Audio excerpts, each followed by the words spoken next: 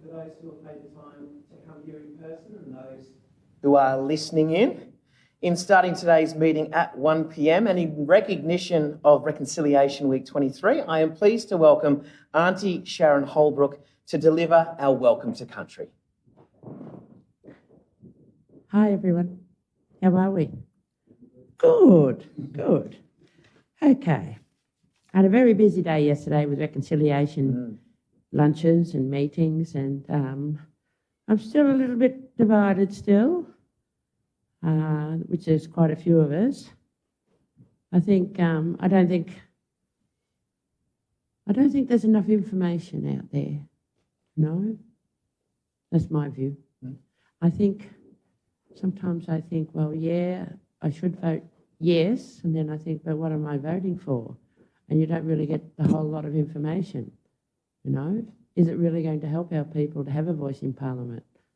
They wouldn't want me there. I'd only last 5 minutes, you know, but I think it's a great idea, but I think it needs a little bit of fine work, and then maybe you'll get more people. I don't know. Anyway, okay. Here we go. Yabalina Malathina Pakana. Hello and welcome to Aboriginal land. Welcome to Lutruwita. We are standing on Aboriginal land that you know as Tasmania, whose foundations are forever in the land, the skies and the seas. I acknowledge sky country, saltwater country, everyone's journey in between. My people are Pakana and my ancestors are the Turulwai people from Cape Portland, northeast of Lutruwita.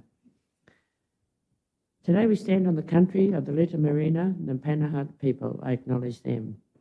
I pay my respects to our elders, past and present, and forthcoming. I acknowledge with respect, deep respect, my ancestors, our traditional owners who once walked this country, and I also acknowledge the Tasmanian Aboriginal community who continues the legacy of our ancestors and our Tasmanian Aboriginal people. It is the strength, determination, and resilience of our elders that sustain us as individuals, family, and as a community. We know our country is sacred and old. Our people have been here since time began. This ground holds our past, present, and future within. We stand on her country, future within. We stand on her country as it keeps us strong. Our feet are planted here permanently. Just as our spirit, we will always be connected to our country. Our country holds a knowledge of the old people as they danced around many fires, held ceremonies, and their songs are in the land. They are still here in the earth, the trees and the wind. They will always be here with us. I hope this welcome to country strengthens your connections with conversations you have here today, and I hope it embraces your life's journey. With pride, I welcome you to Lutruwita. Nari Nini too, thank you and stay safe. Thank you. Thank you, Auntie Sharon. Thank you. In opening the meeting, we turn to item agenda number 1, attendance and apologies. There are no apologies today. There are no mayoral acknowledgements. Say Auntie Sharon. In agenda 2, item 3, declarations of interest, noting that we do have community grants. Do we have any? As a councillor must declare any interest that a councillor has in the matter before any discussion on that matter commences. Councillor Harris? Item 10.1. Thank you. Councillor Mackenzie? Item 10.1. Any further? Councillor Mackenzie? That is DA and Planning Authority 10.1. Oh, sorry, my apologies, not 10.1. Mine was, I thought he was saying the same thing as I was. That's okay. No. The event, what number? Community grants, 15. 10.1, it's not my apologies. No further? Okay. Item 4, confirmation of minutes. The recommendation is that the minutes of the ordinary meeting of the City of Launceston Council held on the 18th of May 2023 be confirmed as true and correct record. Do I have a mover? Councillor Dawkins, second. Councillor Harris. Putting it to the vote. That is all those in favour. Motion's carried. Item agenda number 5, council workshops. 5.1 is council workshops, the report from the 18th to the 25th of May. The recommendation is that the council notes the council workshops conducted and attended since the last council meeting.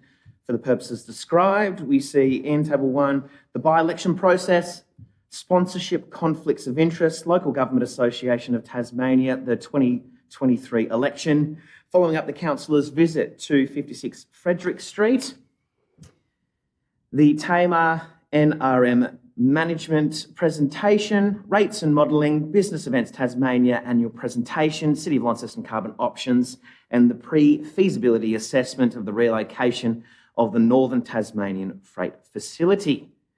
Do I have a mover? Councillor Walker, second Councillor Palmer. Councillor Walker, would you like to speak? Just briefly, if I may, thank you, Chair. Just to note a couple of things there. The Tamar NRM Natural Resource Management Annual Presentation, extremely well received. The work that this group does, this group that is funded jointly by Launceston Council, Georgetown and West Tamar, such a good model that can be applied, I'm sure, to many other things in our area in the north of Tasmania, and just good to hear that they're going even further with their volunteer management, being able to utilise that resource in other areas in and around Launceston, for example, in our parks and our natural nature reserves. So that's all to be encouraged and all well received. And yes, to note the follow-up to councillors' visit to 56 Frederick Street, the kindergarten, formerly known as the Frederick Street Kindergarten. And just a question, if I may, on that. I've had quite a number of community groups approach me in regards to that, since that became public knowledge that council will go through a process of seeing how that could be utilised in the future. What would be the process for anyone who would be interested, and what stage are we at with that? So we've noted, Councillor Walker, that there will be the next process going forward to the community consultation. So it will be up to the councillors as to how we want to formalise that. We can bring that through conversation, through workshop, and decide on how we want that formally to be a way that people can approach us, because I think you'll find that a few of us have been conducted in the street as to say that there is a general consensus that the community might very well have some ideas for it also. Exactly, Chair, and I encourage and commend that. So moved. Thank you, Mayor. Acting Mayor. Councillor Palmer is the seconder. Thank you very much, Acting Mayor. It has been a busy time. Report from the 18th of May, councillors were advised of the by-election process. We were also briefed on the sponsorship and grants process. A discussion was had on the LGAT elections. All councillors in attendance voted on a number of positions. The 25th of May, an incredible session from Nick and his team from Tamar NRM, from the Big Picture Plant Project, the Launceston's new reserves program. Wonderful discussions were had about the young student from the Big Picture School, which was wonderful to hear. We had reports from our Chief Financial Officer, all things rates. We thank the team from Business Events Tasmania for their annual report. And my personal favourite was a report and lengthy discussion from Michael Attard on all things sustainability, with the hot topic, carbon emissions. Thank you very much.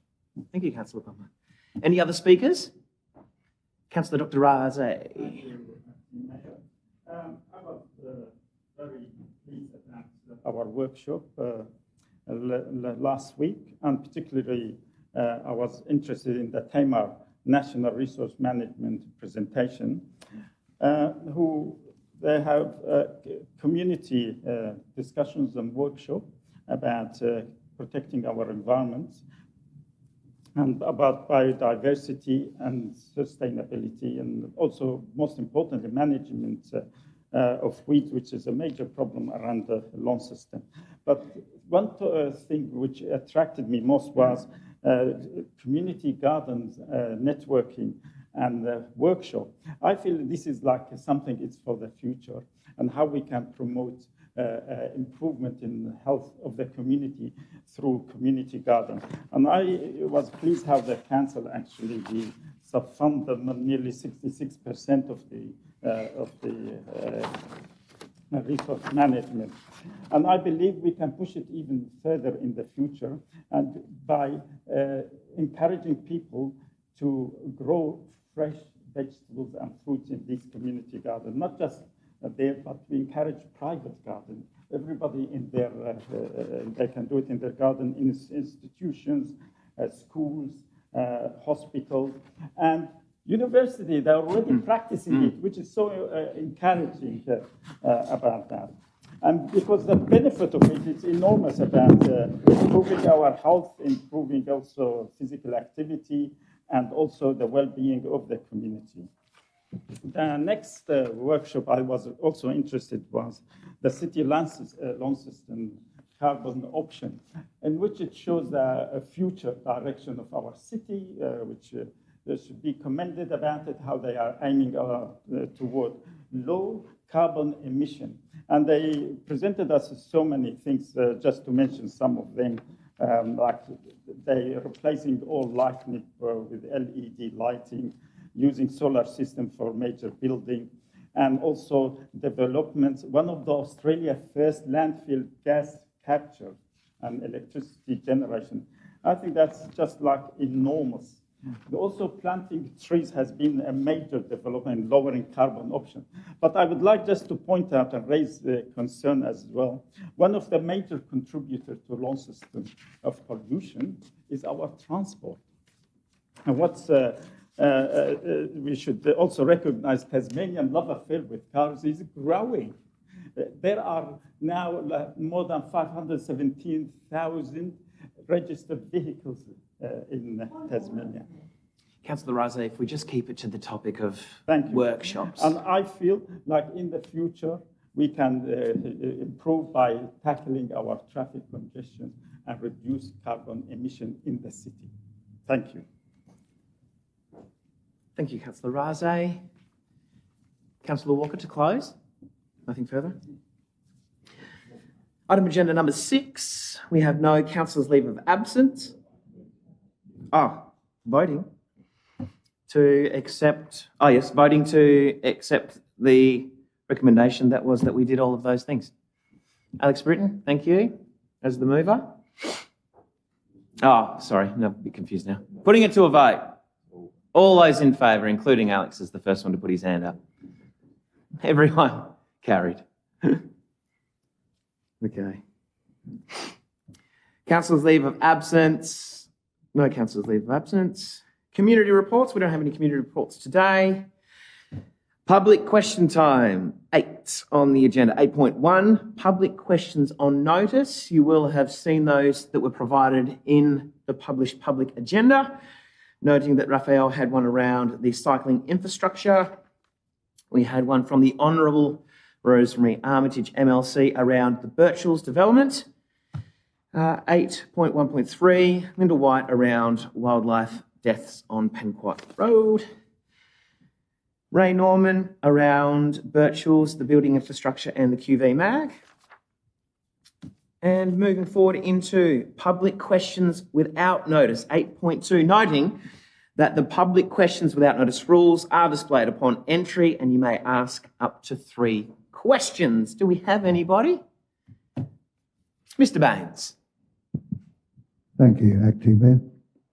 My first question is directed to all duly elected councillors, not the administrative branch of council.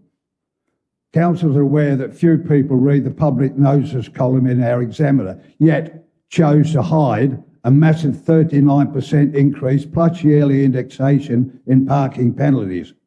Parity pricing with other areas not needed or justifiable. Therefore, I ask councillors to extend the time period available for submissions to enable full transparency and honesty towards our motorists and complete understanding of the consequences of the bylaw by way of an article in the Examiner and online. Thank you. Thank you, Mr. Baines, and just noting that all the questions come through the chair, and thank you for the notice on these questions. We have been able to do a little more digging into the question for you, but I will direct that one to General Manager Ryan, as we did have a bit of a look for you. Good afternoon, Mr. Baines, and thank you for the question. So my understanding of the question is around the change from penalty units. Sorry, I can't hear you. Can you speak into the microphone? Sorry, is that better? A bit, yeah. Yep. Sorry, that might help. So my understanding of the question is around the transition from dollar rates for infringements to penalty units for infringement. Is that correct? Well, no, actually, that wasn't my first question. The question was, why did the council choose to hide that massive 39 increase plus the yearly indexation in a very small public notice column, when they should have been honest about this whole thing and really let all the motorists know what you're going to do, because council doesn't actually have to do this. It's council's choice. Right? Now answer it. So I can certainly make comment that it's certainly no intention to hide the process of public consultation. That was done through a notification in the Examiner, and I'd have to confirm the details around what other consultation methods Mr. Bain were used, but traditionally would utilise our social channels as well to do that. But I can certainly come back to you with some more information on how that was done. I'd like to add to that as well that Thank you. council, upon going to the Examiner or any media, doesn't choose in which way that is printed. Couldn't say that the font or the size of an article is at the discretion of the publisher. That it wasn't any intention to hide anything through a submission. We don't control how our submissions to any media are represented. Thank you. Trees are aesthetically pleasing and provide cover for inclement weather, including harsh sunlight. Therefore, I fail to understand councillor's motion for cutting down 9 trees adjacent to the Albert Hall, given their proposed greening plan. Could council please explain why they intend to kill 9 trees? Now, Mr. Baines, I'm not aware of the 9 trees that you're speaking of, but I am happy to take it on notice and to look further into what 9 you might be mentioning. But I do know as a whole this council does plant far more trees than it does cut down. Those ones there that you're referencing that I'm not aware of might be more prevalent to what you see, but as a whole the council does plant more trees than it cuts down. But I'm happy to take that on notice and have a proper look into that for you. Thank you very much. They were planted in 1955, by the way. Okay. Okay, thank you. Could council provide a profit or loss statement for the C.H. Smith parking area owned by council, because every time I go past, the place is empty? So with that, Mr. Baines, I do have some occupancy numbers that it is running at about 53% at the moment, but I'm more than happy also to look into an official response with more figures for you that can be published in next meeting's agenda. Thank you very much. Thanks, Mr. Baines. Appreciate your passion, but keep it passionate, not aggressive. Yeah. Are there any more questions without notice from the public? Okay. Moving into council agenda number 9, petitions. 9.1 is petition reinstall sound barrier based around the car park in Glendew. Now, do we have anybody from the public to speak around this petition? No? Well, we'll move to the recommendation. The recommendation is that council receives the petition that was submitted by Alison Emery. Do I have a mover to receive? Councillor Dawkins? Seconder? Councillor Kai? Councillor Dawkins, would you like to speak? I'll reserve the right to speak on this until the report comes back in 42 days, which is appropriate in this circumstance. Councillor Kai is the seconder. I have a little bit to say. I was approached when apparently there was some bushes there before and it got cut down. So the people living around there sort of approached me and asked if there was anything we can do to help. I guess they've done the petition to reinstall the sound barrier. So when the trees or the bushes were cut down, they said the noise from the highway was very, very loud. So I would, I guess, help see what council can do in this sense. Yeah, thank you. Cool. Just to go with that, Councillor Kai, that this recommendation is to accept the petition. Oh, right. So okay. that's what we'll be voting on. We'll be voting on accepting the petition, and then, as Councillor Dawkins said, the next part of that is to go into a process of investigation and having a look. Right. So will it come to council workshop or anything for us to discuss? I can't speak that it will there, or- come to workshop, but there will be the process in place.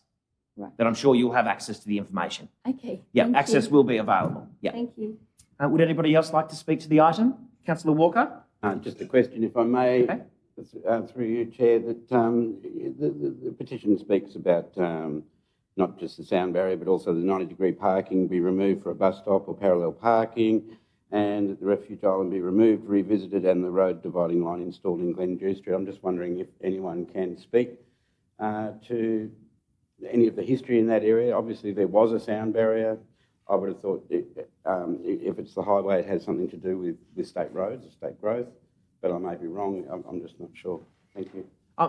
If you're happy with the same response as Councillor Understandably, Kai, we will be doing the Yeah. investigation. Thank you, Chair. I just was wanting that clarity.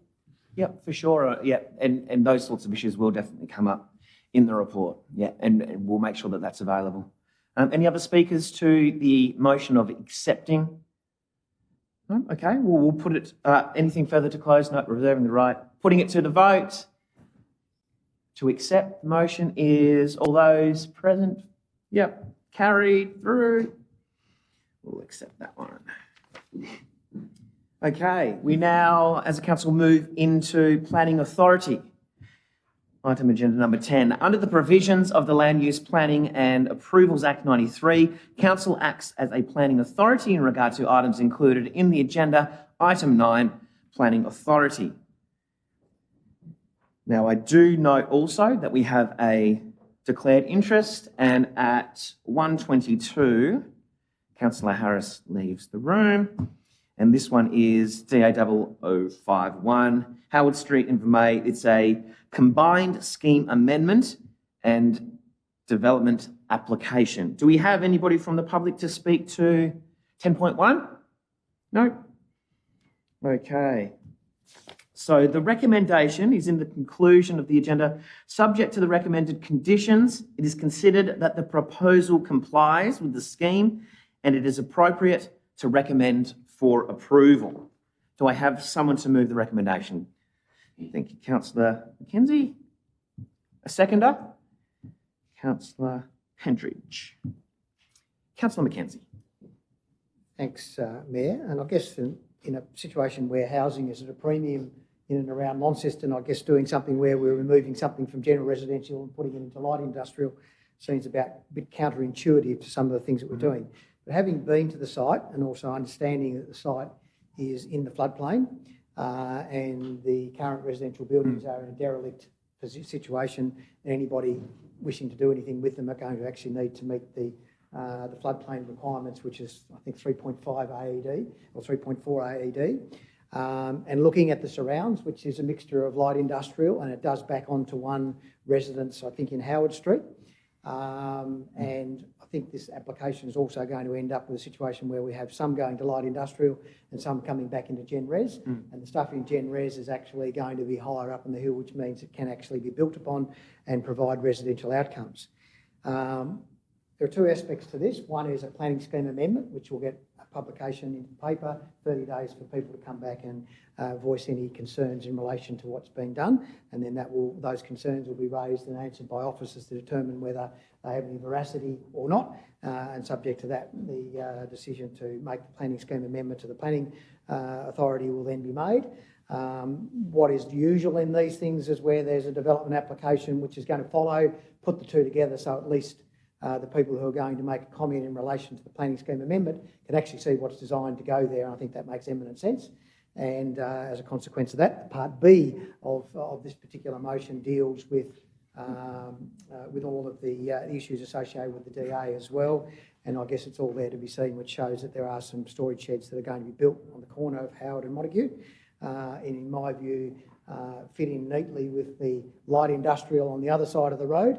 And again, I'm only interested at some stage in whether there's something that comes back from the resident who lives in Howard Street behind that. But having said that, I think that there is a parking area behind that more so, and most of the entrances are actually off Montague Street. So I'm supportive of this planning scheme amendment because of where it is, how it's situated, and I guess the actual land type that exists there fits very well in with the other light industrial area that already exists there. And I think uniquely that they're actually looking to put some land back into res, which is really good as well, which will actually put it above the floodplain, which enables to build something which is actually appropriate for people to inhabit. So I think there's a lot of detail in there of all the planning scheme issues that needed to be dealt with have been answered very well by the officers. Councillor Pentridge is the seconder.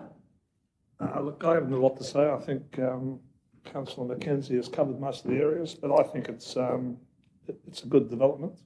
The buildings there, as we've all noticed, a bit past their use-by date, and it's nice to see that with a wide street on Montague Street and the ability to access the highway, I think it's a good development and we should all support it. Great, thank you.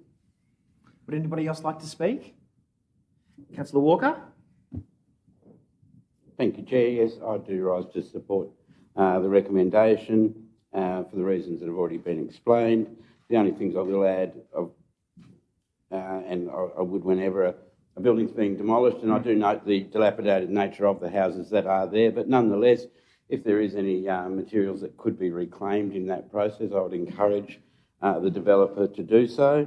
I note at least one of the houses seems to be in reasonable condition still. And the only other thing is, I'll finish with a question. I'll declare my ignorance about the airport obstacle limitation area. It's in the airport obstacle limitation area.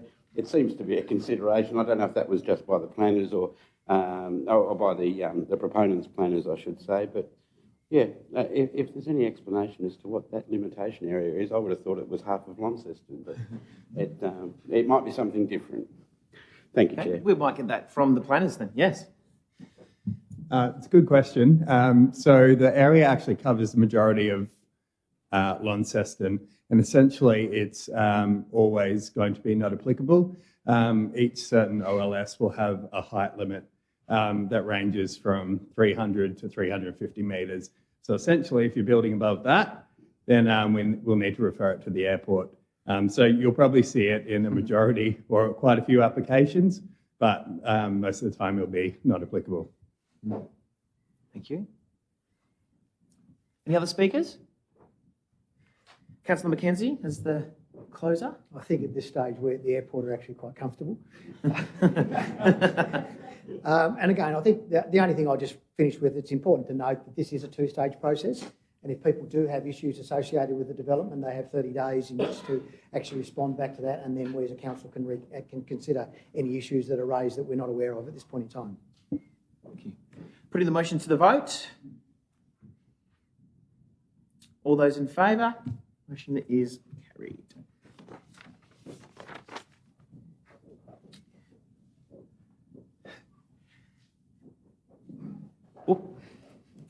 Noting the return, 128 of Councillor Harris. 10.2, this one is a text amendment to allow hospital services in Wellington Street.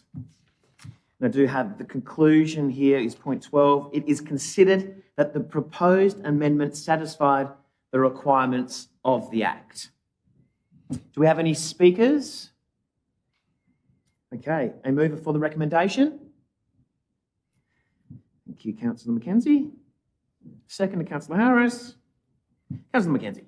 Thanks. I'll move it, but I'll end with a question at the end of it. But fundamentally, I think we've seen the development of this area through the hub, and this is, I guess, an extension of the hub activities. I think originally it was planned that this building would actually just be for car parking purposes, but I think they're actually now planning potentially to put a day hospital in there as well. So I guess, I'm comfortable that it fits the purpose of what goes on in and around that area because it's basically health services largely, albeit there are some other buildings.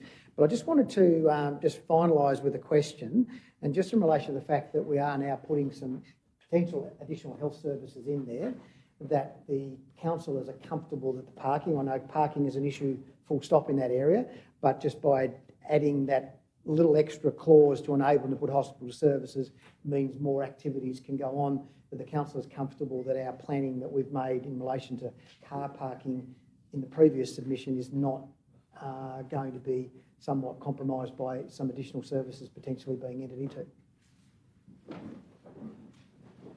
We'll send that one through to planners, Duncan. Okay. Yes, look, thank you for that. This is a proposal to rezone it, or to make a text amendment to allow hospital services on the site. We've recently done the same amendment for the rest of the hub facility. So this is a replication, as they've decided that rather than putting those facilities into the hub building, they want to put them onto this new site when they redevelop that in conjunction with car parking.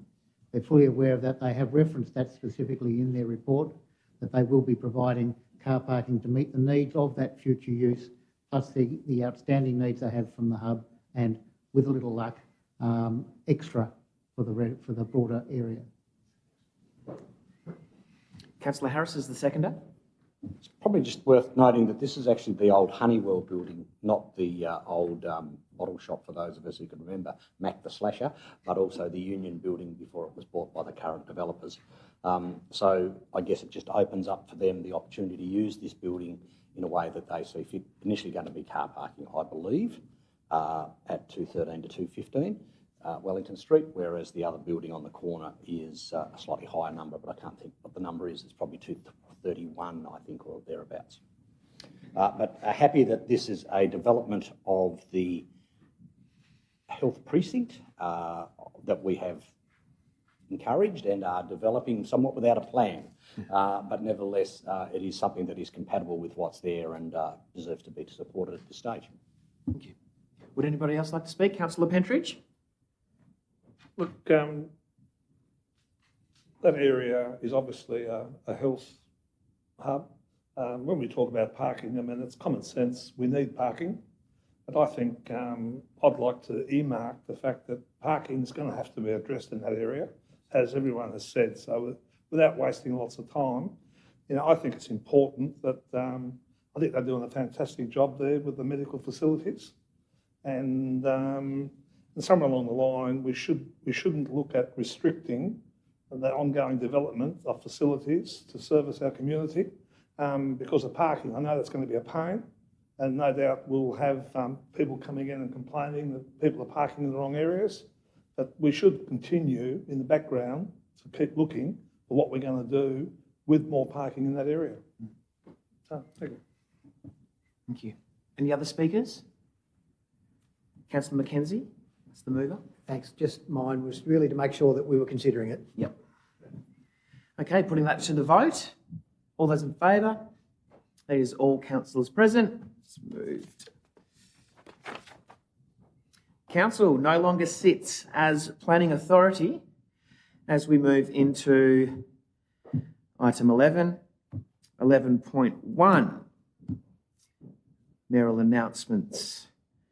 You will note an extensive list from all of the councillors who have been very active. I would like to just speak to a couple. So our 2-day Canberra advocacy trip. So to give you a little bit of an insight, our primary advocacy content was the 4 key points that are just about to be touched on here, but the conversation ranged from affordable housing to stadia, theatre and everything else in between. We were able to effectively promote Launceston with both our ambitions and challenges, which lays an important foundation for the project policy-specific advocacy into the future. So a reoccurring theme was how the Launceston City deal was being held up as a shining example of how something that has been developed was actually being able to be executed and executed quite well. And it was really encouraging to be able to bring that forward. But a lot was around the question of new governance, what's next? So our key projects that were promoted were around UTAS Stadium Stage 3, which is about activating Inveresk as 365, incorporating facilities that are accessible for the community and also at a professional level, whether it's with the Institute of Sport or also through the gym facilities, the indoor courts. So that was something that was very well received by the ministers that we were able to speak to. City Heart Stage 2, the toll relocation, which I think is going to be an incredible movement for our city to relocate such a high percentage of high traffic out towards the hub, the multimodal hub at the airport, and the QVMAG Futures Plan, again, around that Inveresk precinct and how we can tap into and utilise those numbers that go to Mona, and we can back it up to the gateway to Tasmania, which is Launceston. We also talked about the Albert Hall, the Northern Community Recreational Hub, as well as the Tennis Centre. And just quickly to go on with who we did get to have a chat to, the Prime Minister was obviously in Japan at the time, but the Prime Minister's officer, Senior Advisor Phoebe Drake, Minister Christy McBain, the Minister for Regional Development and Local Government, Senator Carol Brown, Senator Tammy Terrell, Bridget Archer MP. We had a meeting with the ACT government, as well as a meeting with Minister King. Minister King had legislation brought forward, legislation that she was speaking about, so we did meet with her senior advisor, Audrey Marsh. She was actually a little hard to get hold of, so we're very pleased that she took the time, and then we did get to go and watch Minister King in action on the floor, and she speaks very well, and she does have a heart for regional. It is the rise of the regional, as I was able to find out at the press club, but no, it was really well received, and I can say that Launceston, Tasmania in particularly, is very well received by Canberra. So it was great to be able to take that time to spend advocating for Launceston. Do we have anybody who would like to also speak as we move forward into the councillors' reports, which is item agenda number 12? Councillor Harris. Thank you, Mayor. Just a few things. While you're in Canberra, I think I was attending the Beacon Foundation Awards out at Kings Meadows High School, which was designed as a pilot program for grade 10 students out there, and there was about 12 who participated. Now, the Beacon Foundation has for a long time been involved in ensuring that our children who are vulnerable to perhaps drop out of the system are in fact given the opportunity to see what the options for work are, and in each case these 11, I think there were, that had done the 10-week course had found, much to their surprise, that in fact there were many job opportunities out there for them, and they were all excited about the prospect of their careers. Some were moving on to continue up to grade 12, others were looking to start apprenticeships at even the end of grade 10. So that was a very worthwhile thing, and I thank you for the opportunity to attend on that. On Tuesday the 23rd, I attended the Hydro Tasmania dinner, which was really about the 100 years of hydro that has been generated by our state generator, but of course they missed the fact that Launceston Council started in 1895, some 20 odd years or nearly 30 years before that. But really it was about what hydro was looking forward to, their reasoning behind their support and need for Marinus cable to connect to the mainland to not only supply our hydropower in times of peak demand on the mainland, but also to import power to make the pumped hydro work. And they have a pretty good example they feel they'll be able to build up at Sathana, where basically the water is pumped, falls down and then pumped back up during times when power actually has a negative price. So it actually makes sense to enable them to do that. A very interesting dinner to attend on your behalf. We did also attend, along with yourself, Councillor Palmer, Councillor McKenzie, and who was the other one? There was three of us there. Councillor McKenzie. No, that's us with you. Up at the state budget, where we heard the Premier and Deputy Premier and Treasurer Michael Ferguson tell us about the state budget, which was an interesting presentation, probably close to 200 people in the room, so it was a very big event for Northern Tasmania, and it is always good to hear it straight from our Premier and the Treasurer about where the money is going and what money can be expected into our neck of the woods, and there was quite a bit of it. On Sunday I was emceeing out at the MC Walk, Run and Roll when you as the Acting Mayor came along to say a few words to the MS Society, who were running their fundraiser on that day. It's an annual one they've done for the last 4 years probably raised close to $40,000 for a disease that affects 33,000 Australians.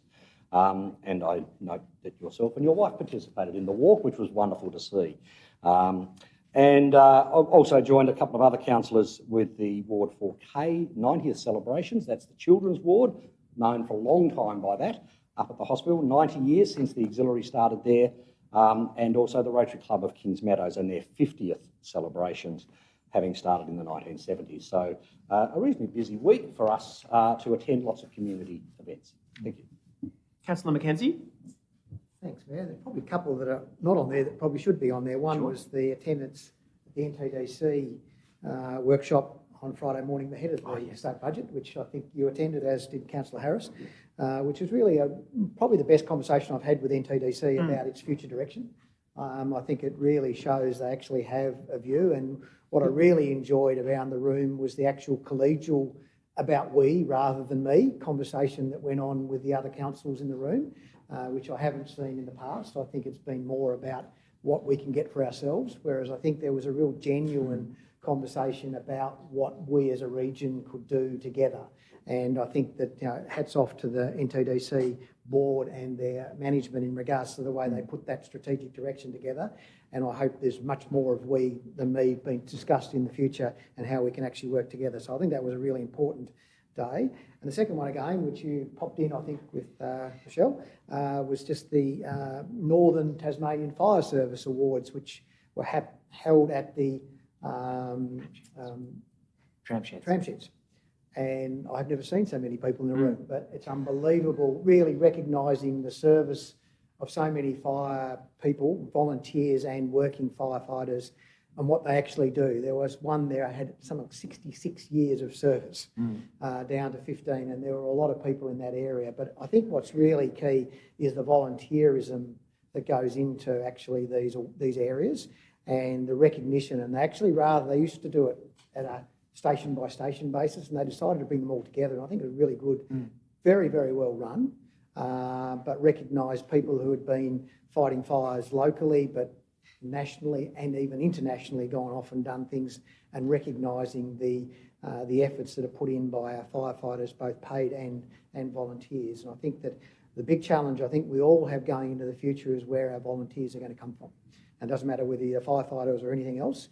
I think the current generation are perhaps not quite, I mean, they do different things, and I'm not sort of saying that about, but we really need to be promoting the volunteers. And whenever there are volunteer awards out there, I think we should be out there, screaming from the trees about how people need to continue to do that, because that is the fabric of the communities that we live in. Thank you. Councillor Dr. Raze. Thank you very much.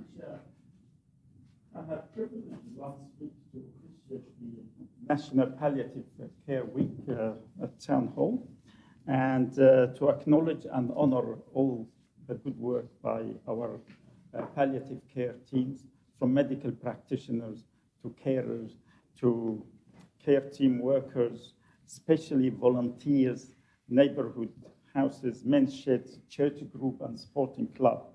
And the week was basically to open conversation and to family, friends and the community to talk about life and death, which is so relevant in modern days. I just mentioned to you how when I asked my mother-in-law, what do you know about palliative care? Oh, it's about looking after patients when they die. But it just shows you, we still think like 25 years ago when I started here, we only had like one person, to refer patients for palliative care. But the number of people involved in palliative care, as I have mentioned, have evolved enormously, because our definition of palliative care has changed so much. 25 years ago, it focuses on alleviating suffering at the end of life. Now, they involve at early stage. And it's about prevention and management of symptoms. But it's not just cancer. It's about all advanced chronic health problems, from heart to lung to kidney diseases. And specialty has evolved enormously. It's a more multidisciplinary medical specialty. You've got doctors, specialists, you've got GPs, you've got nurses, you've got social workers, and you've got occupational therapists as well as chaplain.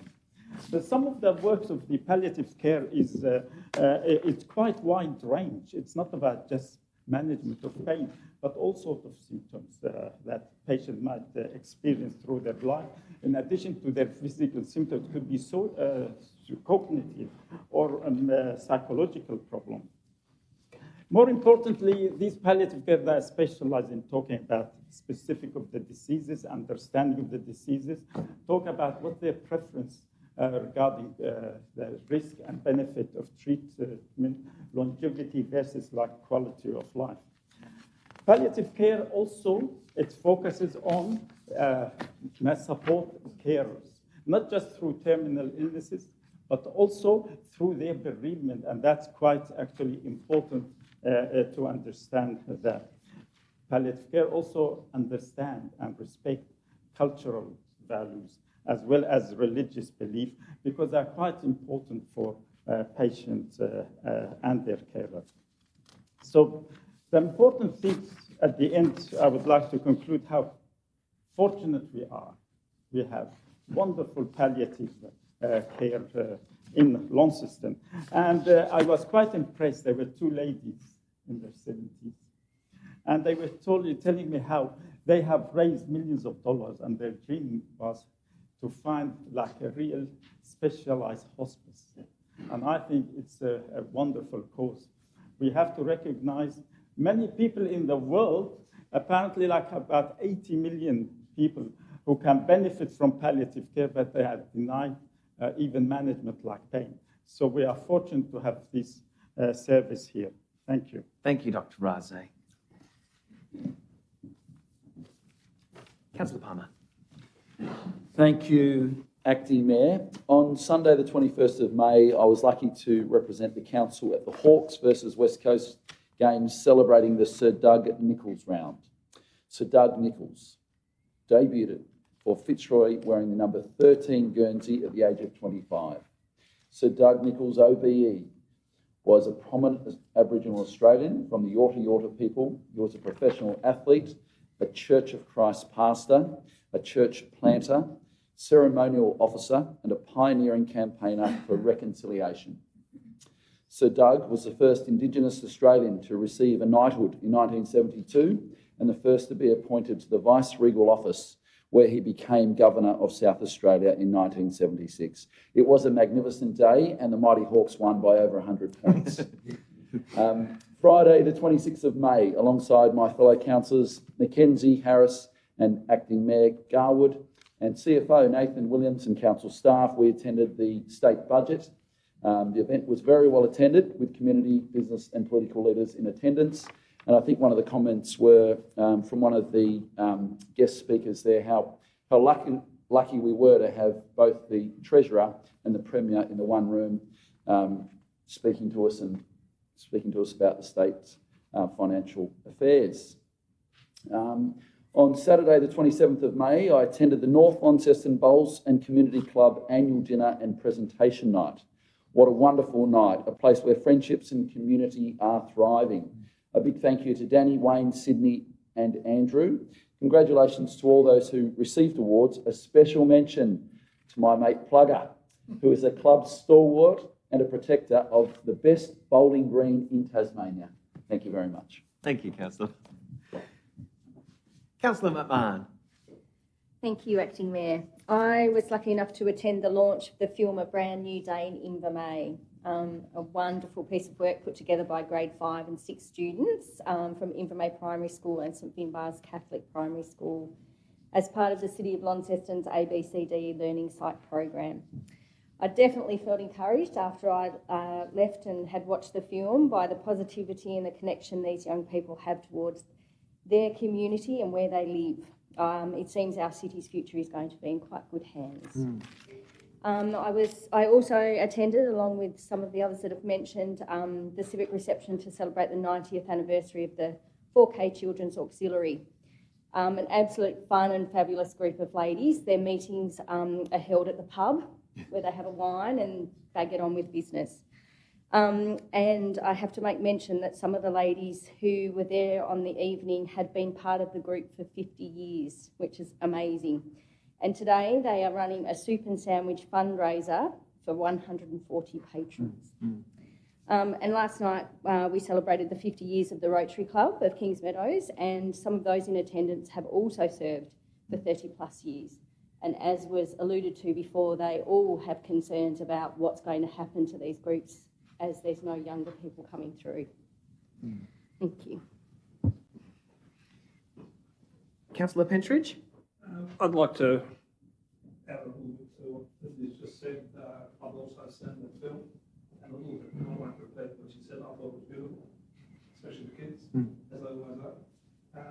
But the thing that is going to come up is the headmaster of the main primary school.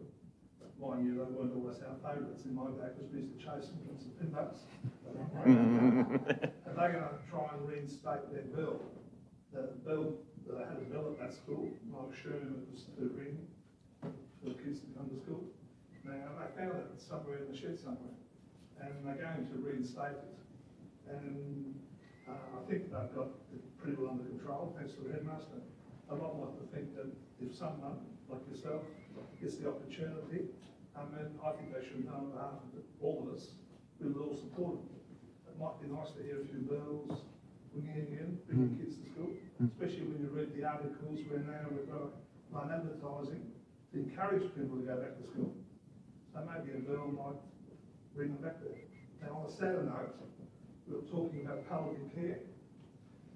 And I think they do a fantastic job. Any of us that have had the misfortune, or whatever terminology you want to use, to see some of our friends, the staff do a fantastic job. But I couldn't help listening to the news this morning.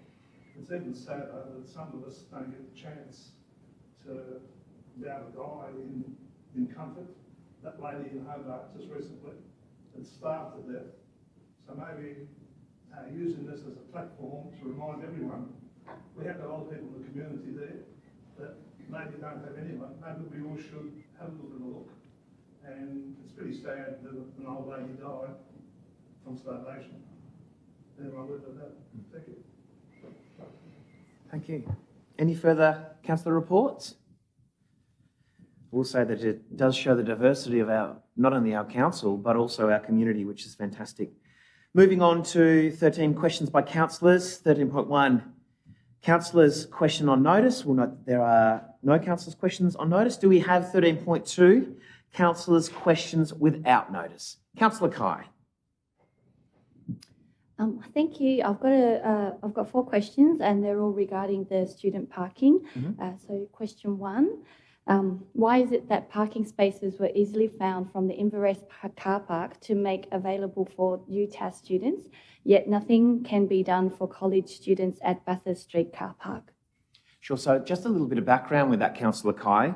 So, the parking around UTAS, if you're referring to the Inverest car park off Forster Street, did go through quite a time-extensive process to locate that location. And also with that, the university, UTAS, actually paid for the construction of the car park site itself as well. So just so you know that is part of how that process actually came to pass. It wasn't a simple process. Thank you. Question 2.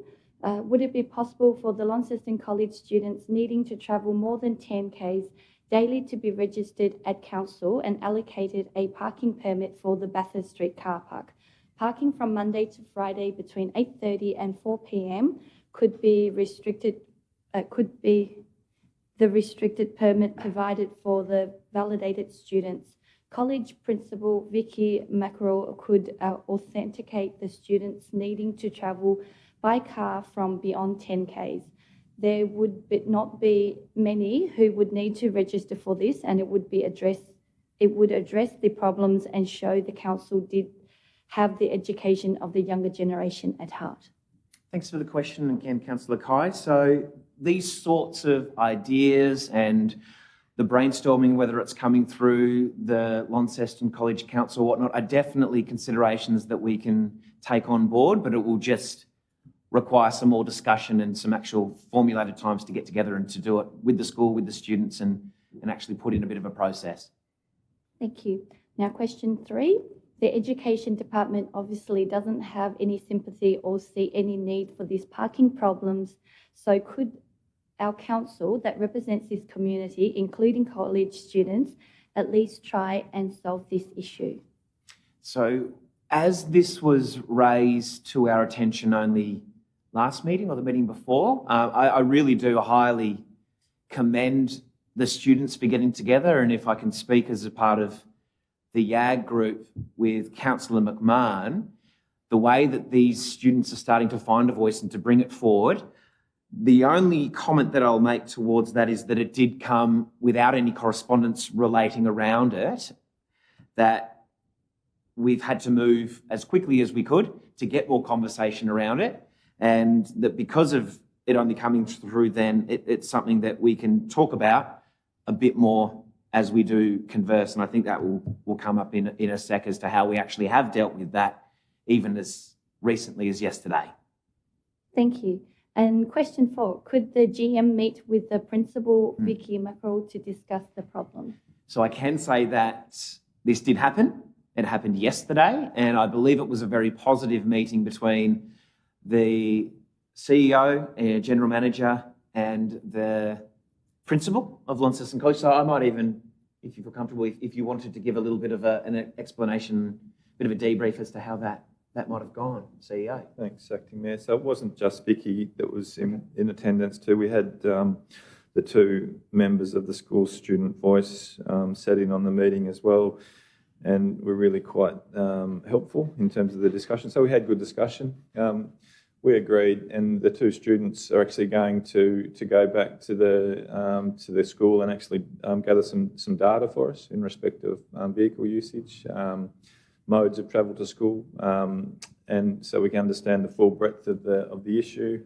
There is parking available on school. We want to understand the numbers and the availability of parking that's there, and certainly there's a range of options that we spoke to the students and to Vicky about that we'll explore with them.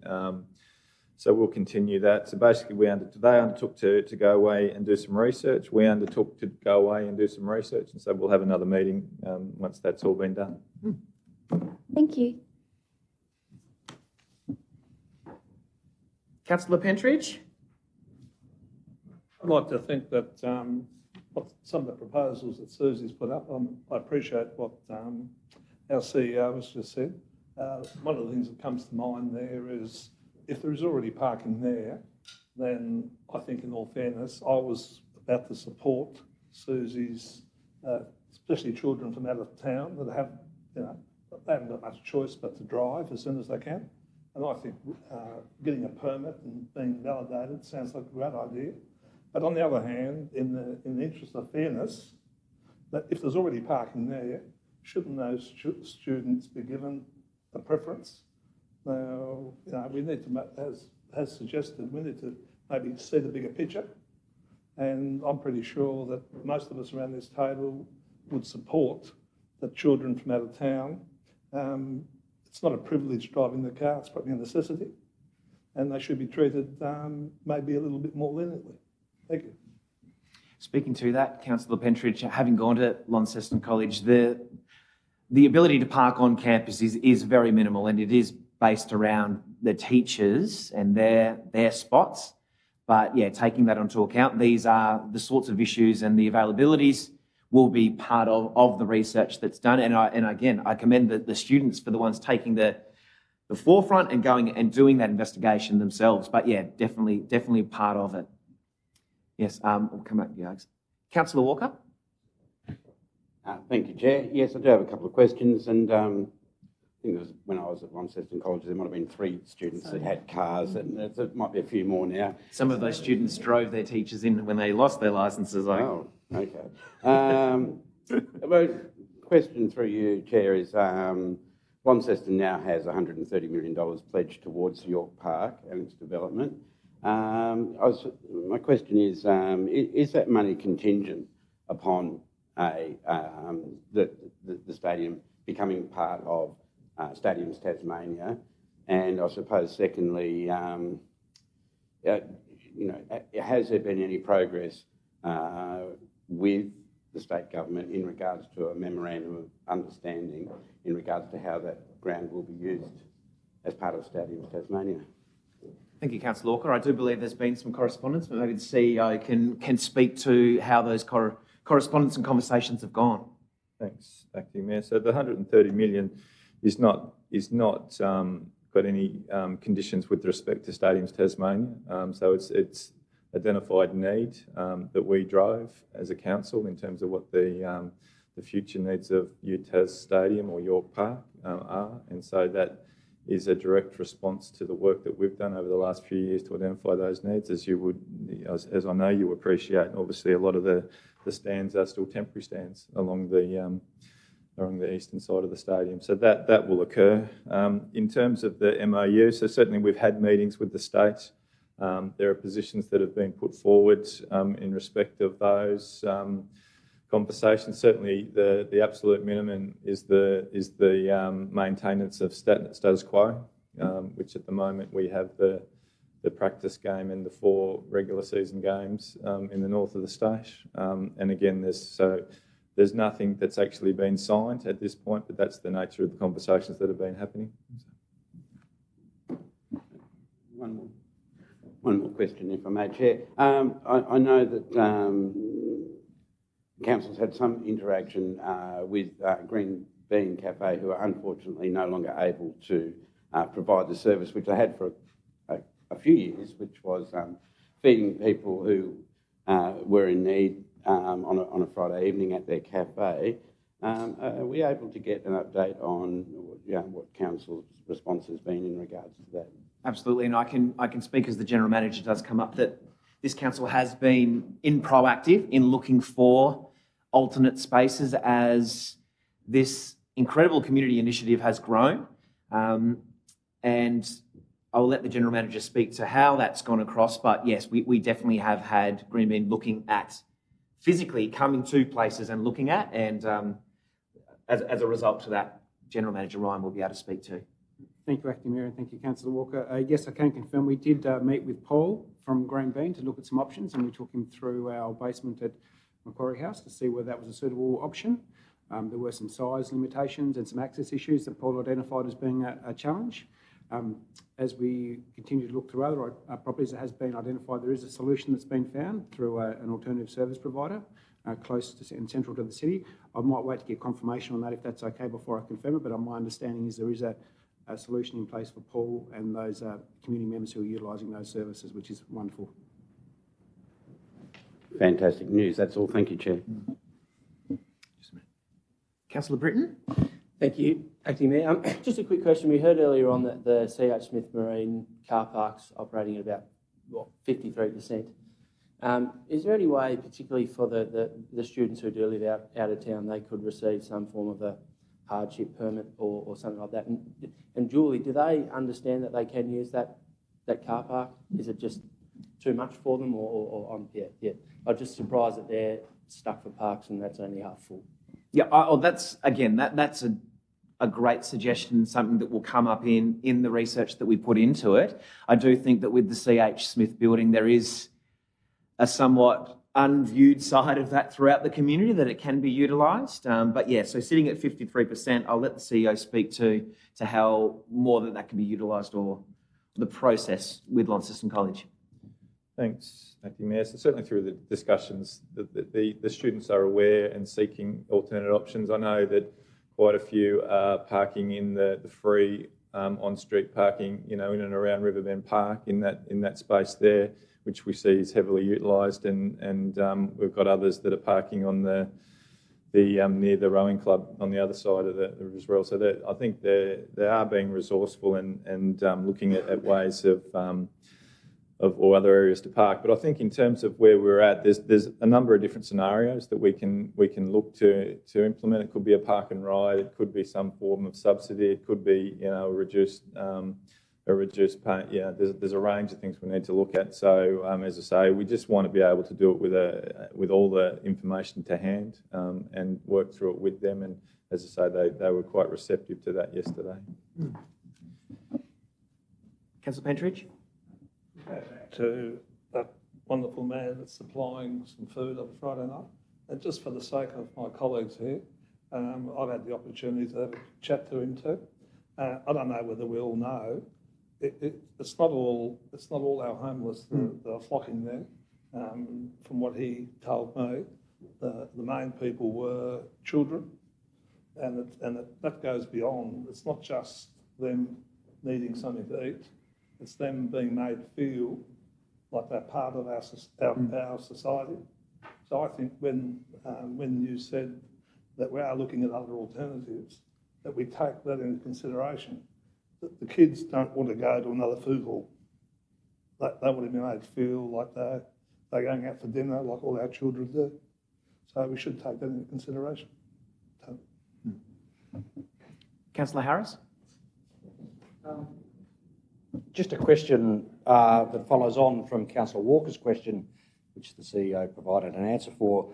In regard to the $130 million spend at UTAS Stadium, is in fact, if it's not dependent on a stadium being transferred to Stadiums Tasmania, is it dependent on the 19th AFL licence for Tasmania being granted, or will in fact the $130 million be spent at UTAS regardless of what happens to the licence proposed for Hobart?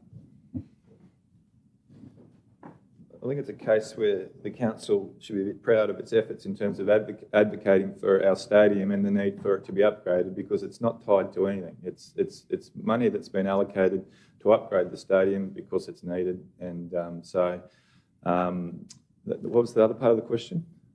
AFL licence. Yeah, no, so it's not tied to the licence. Now, we've been really quite lenient with how this has ran around as discussions around the table. I would like to encourage people that questions without notice, we might have those perhaps pre-planned in our minds and use this time to not necessarily converse back and forth, but to bring up those important issues through the questions, but not necessarily creating a discussional space. I'm not going to stop us from chatting, but perhaps not in this formal setting, I think is something for us as we go forward too. We've been quite lenient today, but I appreciate that we're talking to each other and we're conversing, but yeah, don't make me get out the gavel because I don't know how to use it. Okay, that was awesome. Right, moving on. Committee reports. Our first one, 14.1, the Homelessness Advisory Committee. We don't have any speakers listed from the public, but the recommendation is that we receive the Homelessness Advisory Committee meeting. Do I have a mover? Okay. Councillor Walker, seconded by Councillor Pentridge. Councillor Walker. Thank you, Chair. Yes, Homelessness Advisory Committee meeting from the 21st of March. We have since had another meeting most recently with myself, Councillor Dr. Razay in attendance, and the key discussion points are there for people to see.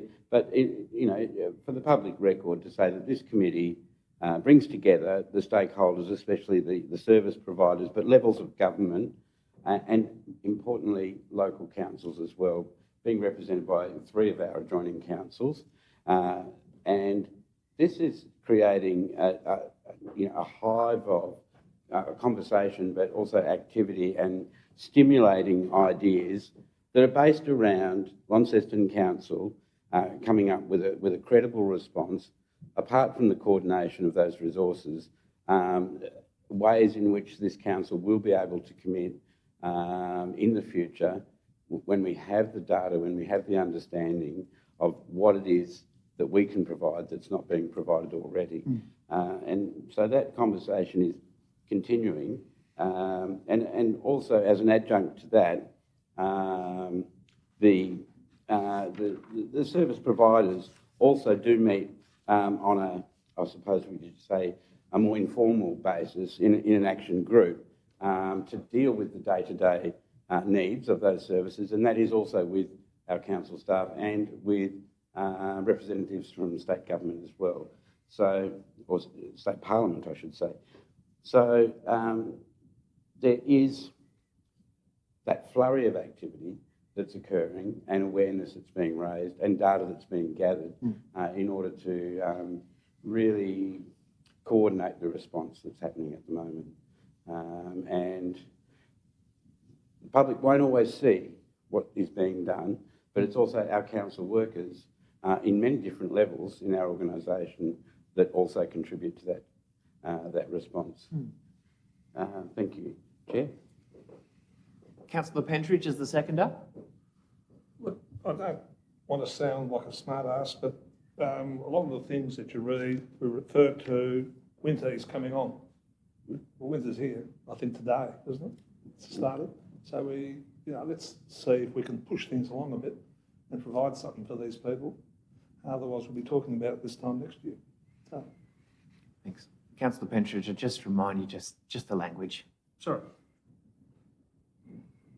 Okay, other speakers? Councillor Mackenzie? Yeah, I just want to speak and just perhaps, yes, winter is here, but this committee has actually been formed and it's actually doing some really good work. And I think a year, 2 years ago, there was lots of criticism about what was Launceston City Council doing to help deal with this. I think this homeless committee is bringing together service providers. It's proactively working within the community in a very difficult space because the reasons people are homeless and are many and varied as to why we've got those situations. Yes, it's getting worse, and it's getting worse not just in Launceston, but beyond our boundaries. But I think this is a really direct way that this council is actually engaging in understanding what's going in there. We have resources that can help. We've done that with toilet facilities. We're doing that with some showering facilities and a number of other things. So there are some really positive things. So I just really want to commend the work that this group is doing and the fact that we are having a voice, and it's actually a very visible voice in relation to what's going on in our homeless in the community. So I think let's look at what we're doing, not what we're not doing, because there's a lot that everybody can do more, and it's just a matter of how many bricks you can carry at any one time. Councillor Dodaraze. Thank you very much. I'd like to add to Councillor Walker about the enormous work that the committee is doing. You can tell by the size of the committee, nearly 20 people are involved. I mean, I wasn't here like last year, so I could imagine that there has been a massive increase in the size of all people involved, service providers, as well as the council. But more importantly, that we have representatives from other councils as well, from West Tamar, from Northern Midland, Georgetown and Meander, because it shows you actually homelessness is not just Launceston problem, it's a wide range in the area. And the beauty about these committees is actually how we can be updated about all what's happening. For example, the council just this year, they had more than like 130 inquiries about, So Dr. Raze, we'll just keep this to the report that it is, which is the Homeless Committee. The committee is doing a great job and a great future to address issues related to homelessness. Councillor Walker to close. Thank you, Chair. I will close. An example of what Council is doing at the moment, the YMCA, former YMCA building at Kings Meadows, now being managed through St Vincent de Paul, a council facility. Similar relationships that we have with other service organisations in that regard. Then the committee being an opportunity where we can discuss transport arrangements for people to get to those locations. And things like that, as well as discussing, for example, as General Manager Ryan talked about, the response to something like Green Bean Cafe not being able to provide the service that they have been providing, and getting that feedback from the other service providers about how vital that service is. So it's a really useful conduit in that respect. And I commend the report to the table. Thank you. Putting it to the vote. Those in favour of accepting the report? That's all. All councillors present. That one is moved. Transport Committee, 14.2. Recommendation is to receive the report. No public speakers, and Councillor Harris to move. Do I have a seconder? Councillor Kai. Councillor Harris as the mover. Thank you, Acting Mayor. Yes, the Transport Committee, you can read the update there. I won't go through it all. Just to give some relevance for those listening, the Transport Committee was talking about the mobility trial, which is the personal mobility device, or what's known as e-scooters, and of course we'll be discussing a licensing of that under item 17.2 for them to operate in the city. The CBD speed limit review also came before this committee, and again we'll be looking at that at item 17.1. So this is a committee that we have that has both members of the public but also council officers and other government instrumentalities, state growth. So it does help bring together the players that we need to make decisions about our transport future, which is very important. And it also was given the opportunity to find out about the Cornwall Square Transit Centre. Unfortunately, it was more information rather than discussion about how it could be handled. But nevertheless, it did bring us to our attention, along with submissions for funding going forward under the various federal government programs there that you can see. So this report really does just show that having a committee that is dedicated to transport can end up bringing out good results for the community. Thank you. Councillor Kai is the seconder. Any other speakers? Councillor Harris to close. Okay, putting it to the vote to accept. The motion is all of those present, carried. Okay. 14.3, Cataract Gorge Reserve.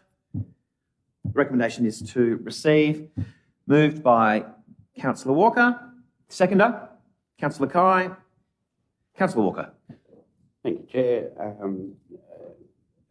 As the Chair of the committee, along with Councillor McMahon, we've only recently appointed new community representatives to that committee, but at the same time we are working through an annual work plan for this year. It's always an honour to represent the community's interests when it comes to the Cataract Gorge and its protection, and its continual sort of maintenance, I suppose, and a lot of those things are, whether it's to do with weed management or infrastructure that's there that is in need of repair, and to receive briefings from council in terms of that infrastructure work. Thank you, Chair. Councillor Kai is the seconder. Any other speakers? Noting that Councillor Britton has popped out at 2:17, putting it to the vote. Received by all councillors present. Motion's carried. Moving on to item agenda number 15, Community and Place Network. 15.1. We are looking here at community grants round 2, noting that there are some declarations of interest. Looking at Northern Suburbs Community Centre by Councillor Mackenzie. Only Councillor Mackenzie leaving the room at 2:18. We'll vote on that one first and then we'll proceed to the balance remaining in the table. So the recommendation is to approve the Northern Suburbs Community Centre Operation Expansion, 81% at hit and score, hitting a total of 100% of what they asked for, which is $5,000. Do we have somebody to move? Councillor McMahon, seconder. Councillor Pentridge. Do we need to speak to this one? Councillor McMahon. We had some very worthy and very community grant applications. Given the demand for facilities at the YMCA shower and laundry service, it wasn't surprising this scored very highly. As a service that has a positive impact on our community, and received funding to purchase some new washing machines. Another great community initiative we have been able to fully support is a digital literacy on tax, superannuation and business for the Nepalese Society of Northern Tasmania. If I could also mention the Lilydale District Progress Association's application for tourist information signage. While they weren't successful with funding through the community funding program, we are investigating other avenues to assist with this request. And a quick look at the community grants for individuals, teams and groups. We have assisted with around 40 participants across a wide range of sports and the Rotary Youth Challenge. Thank you, McMahon. Noting that we are just on this occasion talking about the northern suburbs, but that's okay. We would have said that in the next slot anyway. Councillor Pentridge, would you like to, noting that we're speaking on northern suburbs solely? No? Yep. Any other speakers around the northern suburbs so we can have Councillor Mackenzie back? No? Okay. Voting on that one, putting it around the table to accept. That is all of those in favour, noting that Councillor Britton has returned at 2:20. That one is carried. Welcome you back. Councillor Mackenzie. Okay, so now for the remaining balance of the recommendation, table 1 and 2, we can deal with all of those at once. Can I have a mover? Councillor McMahon. Seconder? Councillor Pentridge. Councillor McMahon? As previously stated. Councillor Pentridge, same. Excellent. Any other speakers? No? Okay, to close, Councillor McMahon? All right, putting it to the vote around the table. All of those in favour? All councillors present, that one is carried. I'd just like to note also here, community grants applications for the individuals, they are just there for the minutes reference. They don't need to be moved because there is no recommendation, because that one comes through General Manager Committee in place. Okay. Thank you, General Manager Ryan. Moving on to item 16 in the agenda, Creative Arts and Cultural Services, 16.1, Queen Victoria Museum and Art Gallery report. The recommendation is to receive the report. There's no speakers from the public. Can I have somebody please to move? Councillor Mackenzie, seconder. Councillor Britton. Councillor Mackenzie. Well, I just hope everybody's had a chance to read it, because it's actually quite a good read, and really commend the way that it's actually presented, because it talks about things that we're doing and comparing it with past times, which shows that in general, in most categories, we're well and truly up on visitation and very important metrics that we need to be sort of continuing, which is suggesting to me that the information that's being put out by the museum is being heard, and the collections that are actually being displayed are being well received by the community. I think what really impressed me a lot was the increase in the school visitation as well throughout the process. So I just commend it, and I think there was a comment about the report being well overdue previously. I think timely-wise, we've actually received it in a good time. So congratulations to Shane and the team for the great work they put together out there. Thank you, Councillor McKinney. Councillor Britton as the seconder. Only very quickly, just to echo everything Councillor Mackenzie said, and just, yeah, fantastic work down there, and thanks very much. Would anybody else like to speak to the item? Councillor Walker? Yeah, just to note that those increasing metrics, I mean, I don't think we can talk about much longer the fact that we've emerged from COVID and those types of things. Now we're starting to compare, post-COVID with post-COVID.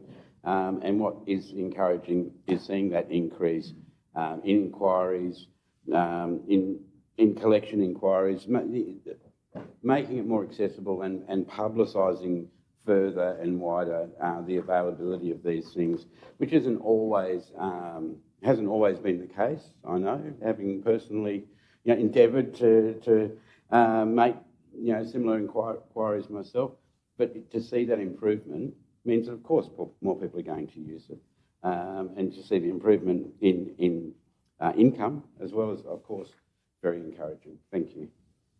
Councillor Mackenzie to close. Putting it to the vote, all those in favour to accept. That is all councillors present. Motion is carried. 17, infrastructure and assets. 17.1 is Launceston speed limit review. So the recommendation is stated in the public agenda. Do I have somebody to move? Moved by Councillor Dawkins, seconded by Councillor Harris. Councillor Dawkins. Thank you. As you can see by the previous council considerations to this matter, we've been discussing this since at least 2013. So it keeps coming back in cycles. We want to be able to return our community to people. Now, we understand why that is. We've heard today, again, how difficult it is for people to be able to access our city in cars. We understand that's one consideration, but we need to be absolutely sure that we know why we're doing this and what the effect will be. So it's detailed here exactly which streets will be reduced from 60 to 50 and which from 50 to 40. Now, I'm particularly interested in the 50 to 40, as are the City of Sydney, Perth, Adelaide, Darwin, most of Victoria, Hobart have a plan to also do the same. This is a part of a trend around our country and around our developed worlds to understand exactly what it is that our community wants and how we can make cars and people in cars a part of how we use our city, but not the primary focus for how people move through a city. We've used the Avenue as an example. We can see how traffic calming measures have been exceptional there. It's worked brilliantly. Now, if we can replicate that, and it doesn't mean recreating the Avenue everywhere, but using that kind of success, especially in our city centre, we can start to think about the calls from our business owners who want to see a burgeoning nighttime economy. We have had a record number of hospitality businesses open after the pandemic towards the end of last year. Never seen anything like that in my life. We need to ensure that council understands what those new businesses needs and also how can it support the existing businesses to ensure that our city centre is a place of comfort and joy and somewhere you can sit back, you can relax and enjoy those incredible services. Right now, the way that our cities work, the way that our city centre works, you cannot guarantee that. Anytime any one of us goes to an event, how many of you are at the lights about to tootle on home at a reasonable speed and someone's sitting there to race you? Now, we need to change that culture. This is a part of what will change this culture. This isn't the only solution, but this is an integral part to ensuring that our city is for our people. If you look at the list of stakeholders in this motion today, you will see that this gets support from every key person, from Metro, from TASPOL. It's safer for our community. It's better for our businesses. And the obviously very important next stage of this is to get the same support from the Transport Commission, because that's not always forthcoming for obvious reasons. I suspect there will be a time which is right for this to happen. And I think this is the time that this is right for this to happen. If it doesn't happen this time, we cannot give up, because our city deserves to have a place of calm and joy and business activity which represents our city and our beautiful creative city as well as it possibly can. Thank you, Councillor Dawkins. A question, Councillor Harris. Thank you, Acting Mayor. Just a question in regard to the timing of the changes for speed limit. When in Hobart recently at Moona, I noticed there was a sign there that was activated based on the time of day, which varied the speed limit. So at night, a higher speed limit presumably applied, rather than the slower one during the daytime when there were more shoppers in the pedestrian area. Can anyone advise whether the idea of having timed zones applied to these or not, whether that was actually investigated? And perhaps if it was investigated and discarded, what were the reasons behind doing that? Thank you, Councillor Harris. I do believe there was some correspondence around even our table, but I will pass that to General Manager. So I think there's two parts of that. One is in many of these places we're trying to encourage a nighttime economy, so we actually want the speed limit lowered all day round, not just, I'm going to say that some of the, I guess a lot of the arguments are that during peak times the speed limits are, the actual speed of the traffic is around the speed limit that we're setting, but it's also important outside those travel times that that's when the speeds lift, and so we're trying to encourage that nighttime economy. There's also, I guess, a value for money question. I'm going to say you did raise it with me earlier, and I had a quick look, say, at a Hobart Road. We would need 10 signs, all speed adjusting at around about 10k or more a sign. So there's 100,000 just in signage, and I guess you'd ask whether that's value for money. A further question, Councillor Harris? Yes. You raised a good point. I'll have to come back to you on that, I'm sorry. A question, Councillor Mackenzie? Mine's a follow-on question. It's probably a little Dorothy Dix because I know a bit of work's been done on it before I got here. Just in relation, I think we get head up about 30 and 40 kilometres. Think about it in time. So could I just ask, I think Nick's done some work in relation to sort of what sort of time limits, what sort of time are people going to actually have to lose by having the speed limit between, say, in Kings Meadows from the shopping centre there? What sort of time lag is it going to cost them to actually get through that Kings Meadows area as a result of that reduction in speed limit?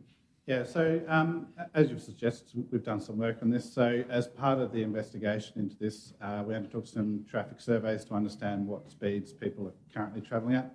We know that people don't always travel at the speed limits. Sometimes they're higher, sometimes they're lower. In Kings Meadows, the average speed of traffic is about 44 kilometres an hour, and with the proposal to drop it to 40 kilometres an hour over that distance, it's about a 4-second increase. So, if we pause for effect, that's that long. So, thank you.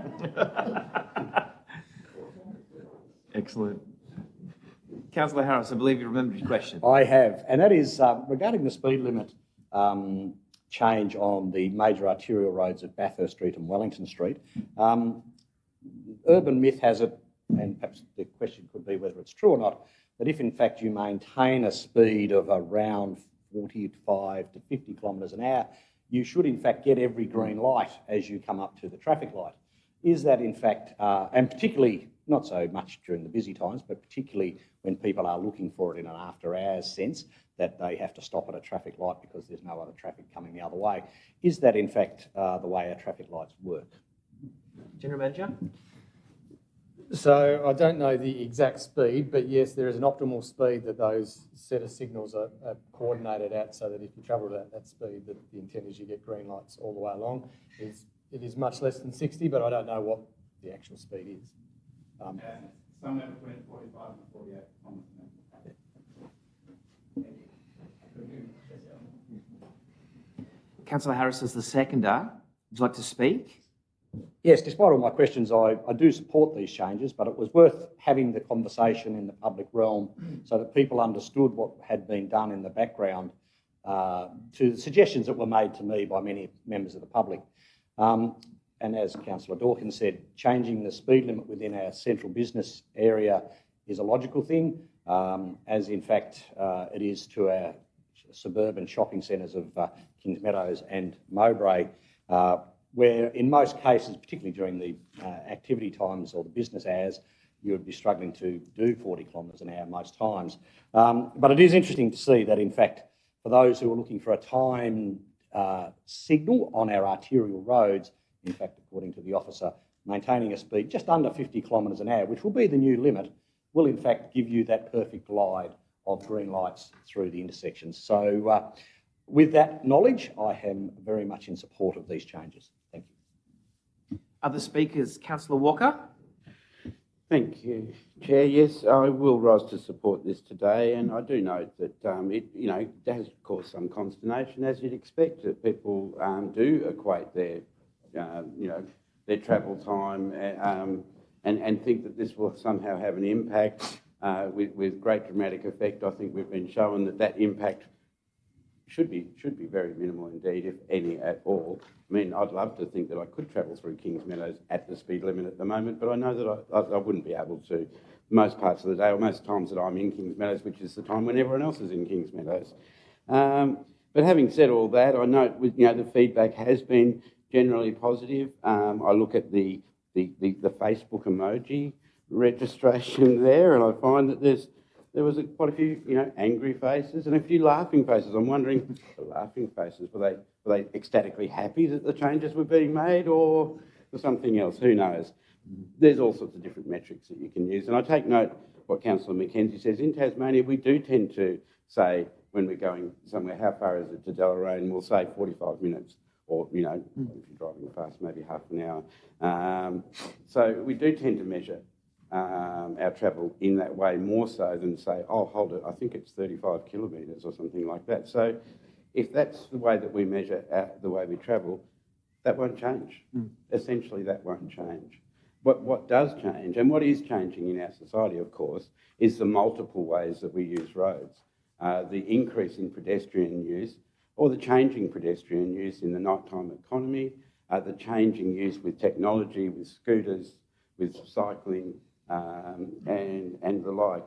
And hopefully, you know, that will change further in the future, that people will be able to use alternative means of transport, and that we will find over time a way to dovetail, if you like, those different forms of transport. I know that we are going to be talking about scooter licences licensing of scooter businesses in Launceston on today's agenda as well. That's another area where there's that increasing awareness and an increasing need for us to make adaptations to our behaviour, whether you're a driver of a car or a rider of a scooter. So I will stand to support these changes.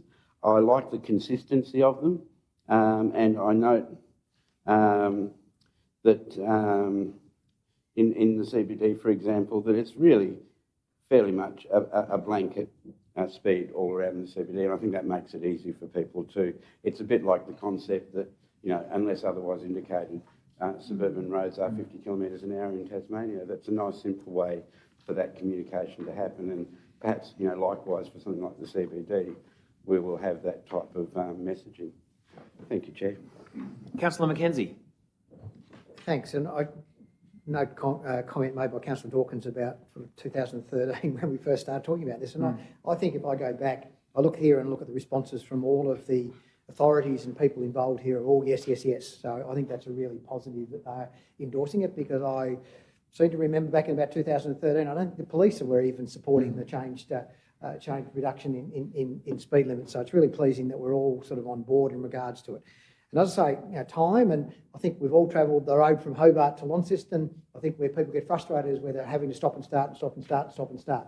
I think, as Councillor Walker said, it's pretty consistent. You know, around the CBD, it's all going to be the same thing. I think we just put a little smiley face at the beginning and all sad faces you leave on each of the corners of the CBD would be really good. I tried to get that in a city prom many years ago, but maybe I can get this as well. But fundamentally, I look at it and I think most people speed because they're in a hurry, they're running late, they're doing things like that.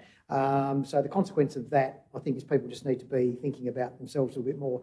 And I think in the context of 4 seconds and 5 seconds and 10 seconds and 20 seconds, it's really a very small price to pay for perhaps saving something from happening that shouldn't have happened, whether that be hitting a pedestrian, hitting somebody who was slow moving or whatever. But I just think just the calmness of driving around in our CBD at a lower speed limit, it works going through the Brisbane Street area. It doesn't sort of affect anybody's way of dealing with things. I think people will just become commonplace. I think as long as it's clear and the transitions from A to B are very clear, it's going to be very easy for us to all to do. Look, whatever you do in these sorts of things, you're always going to get somebody who says, why do you need to be continuing regulating us? And that's probably where the angry faces are going. Somebody, you know, sort of thought this is a money-making exercise for Launceston City Council, even though we get no revenue from doing any of this sort of stuff. So we're always going to get some people who are going to find change challenging. I think when it happens, people wonder what actually did happen 5 minutes later because it's now the norm. So I'm really pleased that this report's come up. I'm hoping we're going to get support around the table for this because I think it's a really important step forward to us being a community where cars aren't the central part of what we do. Thank you. Councillor Dawkins to close. Just to thank everybody for their valuable contributions, and we'll wait to hear how we go with the Transport Commissioner in this application. Thank you. Okay, putting it to a vote. That is all councillors. All councillors present. That's surprising. Motion is carried. Good job. Okay, moving on. 17.2, the permit to operate scooter businesses. The recommendation is to authorise the issue of a permit to use vehicles for the purpose of business. Any speakers to the scooters? Nope. Do I have a mover? Councillor Harris, a seconder? Councillor Walker. Councillor Harris. Thank you, Acting Mayor. Yes, the introduction of the rental scooters happened a couple of Christmases ago, and certainly caused chaos when they first introduced to the scheme. People thought it was Christmas, because it was Christmas time, and they were running rife, and it has settled down as we were told it would do. And in fact, the market has matured to the point that, in fact, from when we had 2 companies operating, we now only have 1 who wish to operate in Launceston, and they only wish to operate with 200 scooters. So this is the maturing of the personal mobility device market. Many people, I believe, have used the rental personal mobility scooter to then go off and buy their own. And so the rental market is an important one because it also provides access for tourists and those who haven't yet tried it, a way of doing it economically. Not too many tourists turn up with their scooters under their arms. Bad enough try to make weight with your luggage, let alone bringing your scooter. So it is, I think, a good evolution of where we are going on our journey of looking at alternative modes of transport so that we do become less car-centric, because a scooter does allow you to park your car further away to then scoot into the city. In doing so, there are lots of rules that are applied by the state into where they can be used, on what roads they can be ridden on footpaths they can be ridden on.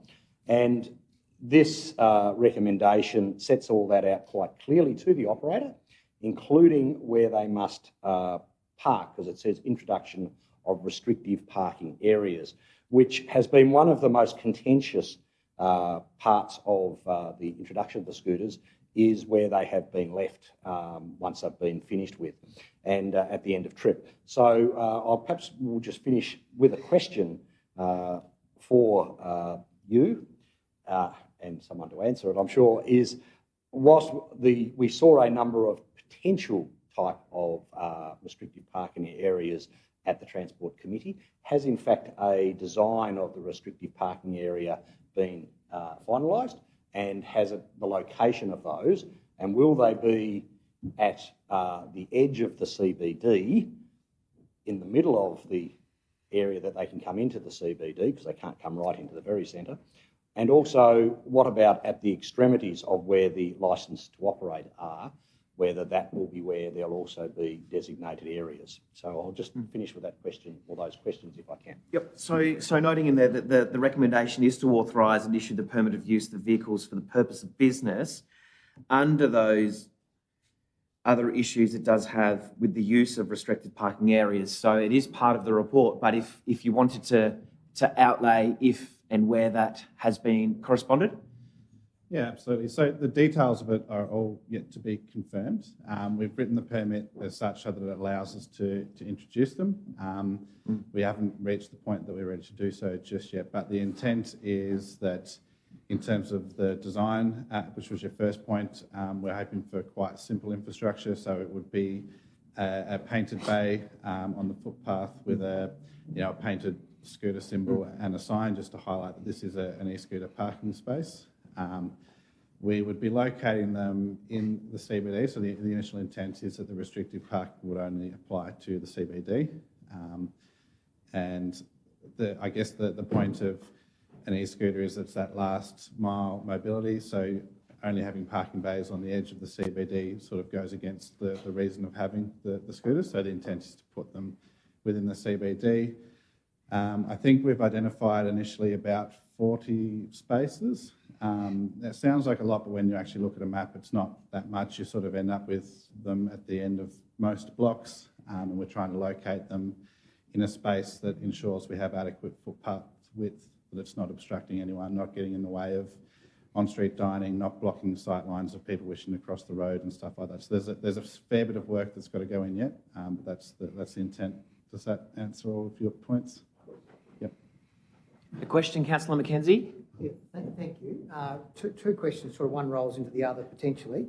I note in the permit for use, we don't actually have any issue, we're not dealing with the issue as who's responsible for damage that are created by the e-scooters. If you recall, whilst I know they've governed things down, we had a lot of burnouts on bridges and all sorts of things that were done with the scooters in early doors. Should we not have in our agreement there where there are damage done by the e-scooters to our infrastructure that they pay for it? And I'll roll on the second question, because if we don't, is where did the $7,000 licence fee come from? Because if we do get any infrastructure damage and we have to pay for it, $7,000 is not going to go very far. So just maybe dealing with those two questions at one time. General Manager. And I think in answer, it's also important to note that we actually have no legal mechanism to require them to have a permit to operate. They're entitled to operate without a permit, but they're happy to enter into a legal agreement in us with good faith for this purpose. In terms of damage, we don't know that it's just been e-scooters. Lots of people have e-scooters, and I guess we don't charge for vehicle damage now or any of the pedestrian damage. So there's a lot of damage that happens in our roadwork now that's just part of the infrastructure we provide.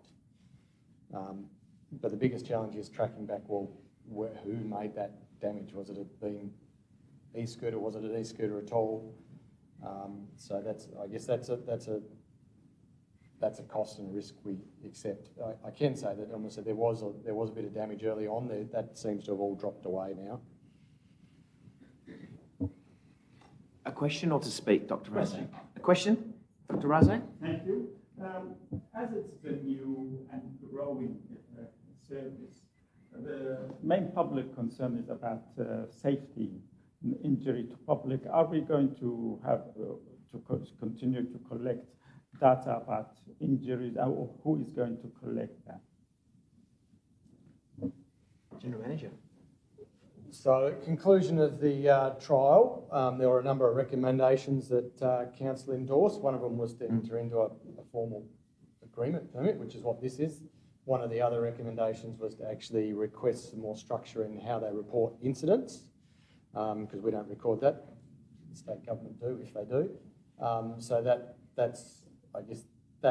is being requested of them, and that's been identified, but that's part of a separate body of work.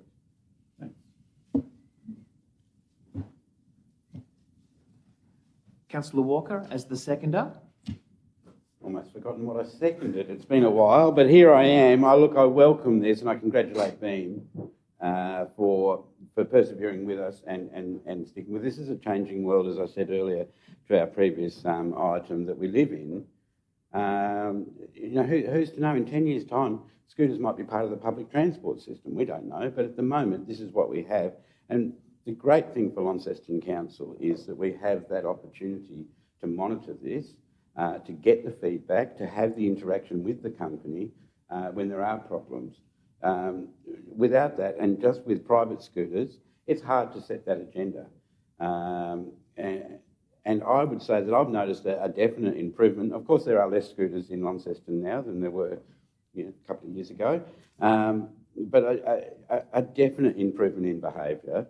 In terms of where the scooters are left and things like that, it seems to be much less of a problem. So, as a community, we're becoming more used to it, more responsible, those types of things. That's not to say there's not problems, of course there is. It's not to say they're not dangerous, they're dangerous things. It's not to say that people don't get exercise when they ride them, because they don't.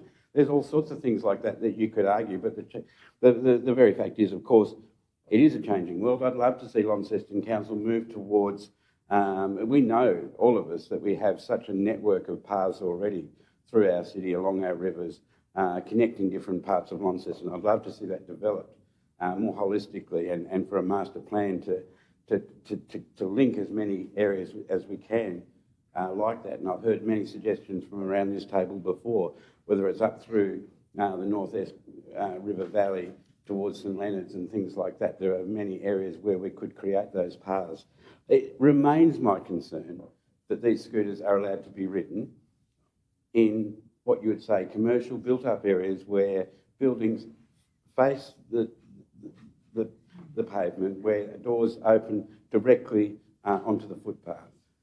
That seems to be one area where a scooter travelling at 25 kilometres an hour, reasonably silently, and someone stepping out without necessarily being able to see what's in front of them, is potentially problematic. I would like to think that this will evolve to the point where in those commercial areas, cars and scooters will be able to share the road, and that the state government will recognise, as things like speed limits are reduced, that this can happen and that this is a desirable thing for everyone.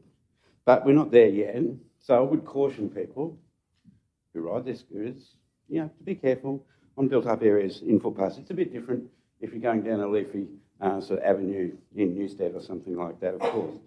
You can see, long distances, that type of thing. I digress.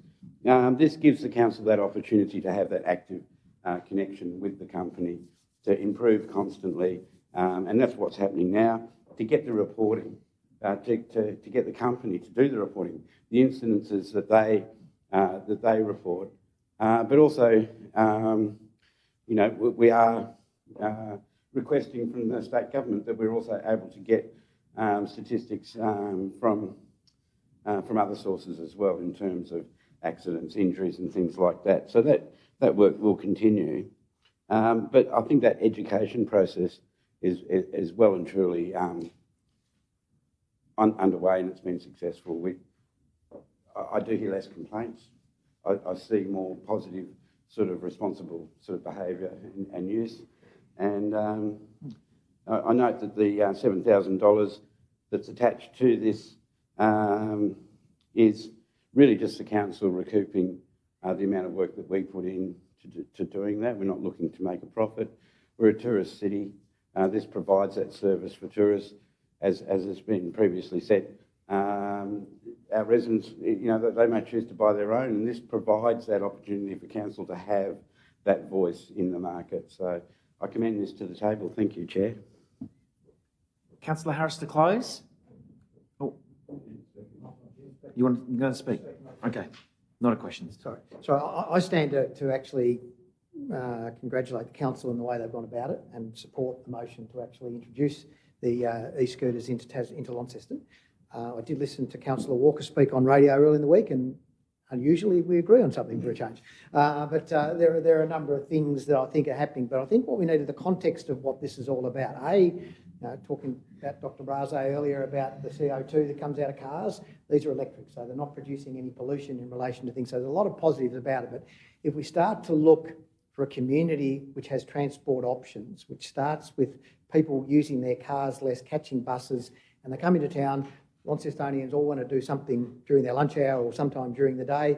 The e-scooters give them the opportunity to go down to the supermarkets, go and visit clients or friends within the CBD district and beyond, looking at the route there. So as a consequence of that, I think this is going to be a very important part of our future sort of mobility around, and that multimodal strategy that we have, which is actually doing it in a very environmentally sensitive way, subject to the concerns that we have in regards to safety and so forth like that, which we've got to continue to work on, which means we've got to continue to work on our roadways, our paths and things like that as time goes by to improve that, and whether people are doing scooters on the street with the cars going at 20 or 30 kilometres an hour around the CBD, that may well be an outcome, which I think is probably something we can work with bikes as well and footpaths. So they become a really multi-shared spaces, and I think you made comment about marking them so that people realise that they're actually multi-mode spaces, and therefore you need to look out because it could be anything on the road.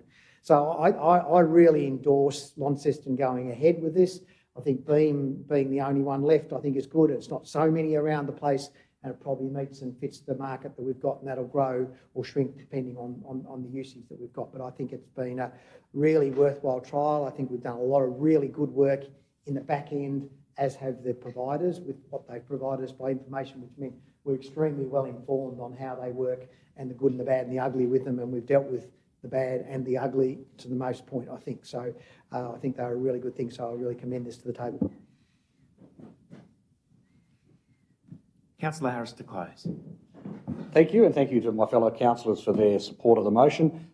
Just to be sure that people who may be listening, these will operate in the centre of Launceston, South Launceston, East and West Launceston, Newstead, Invermay, Mowbray, Mayfield and Newnham only. They do not go to Kings Meadows at this stage. However, that of course remains an option for the future. So at the moment, it is the current trial area that it is being offered.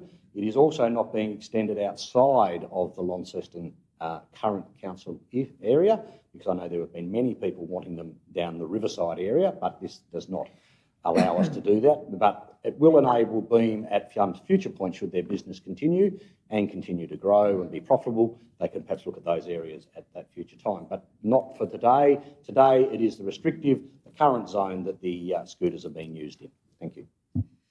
Thank you. Putting the motion to the vote. All those in favour? That is all councillors present. The motion is carried. Agenda item number 18, Organisational Services Network, 18.1, Highway Dedication, part of Brooks Road. We're going to look to the recommendation that is council declares approximately 60 metres of the road surface is to become a highway maintained by the council. Do I have a move? Any speakers to that first? No, mover, Councillor Harris. Seconder, Councillor Mackenzie. Councillor Harris? I might just ask through you, Acting Mayor, just to give a brief background on why this particular item has come before us. So, a question? So I'll pose it as a question of why is this item of moving a line 60 metres along Brooks Road come before us?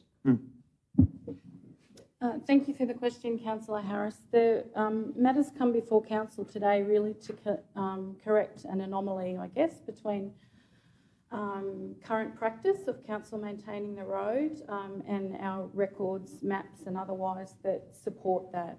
So by Council dedicating the highway today, it will give the property owners some surety of access to their property once the notice is gazetted next week. With that, I'm happy to stand and move this motion as quoted. This is really a correction of where the line was drawn, and it enabled, was only found when a property owner found they did not have access to a road, which of course every block should have access to a road. So by moving the line 60 metres up the road, it will enable the property owner to continue with their development application. We have a mismatch between two different maps. So I do commend this to you all to help correct this situation to enable that property owner to continue with their development application.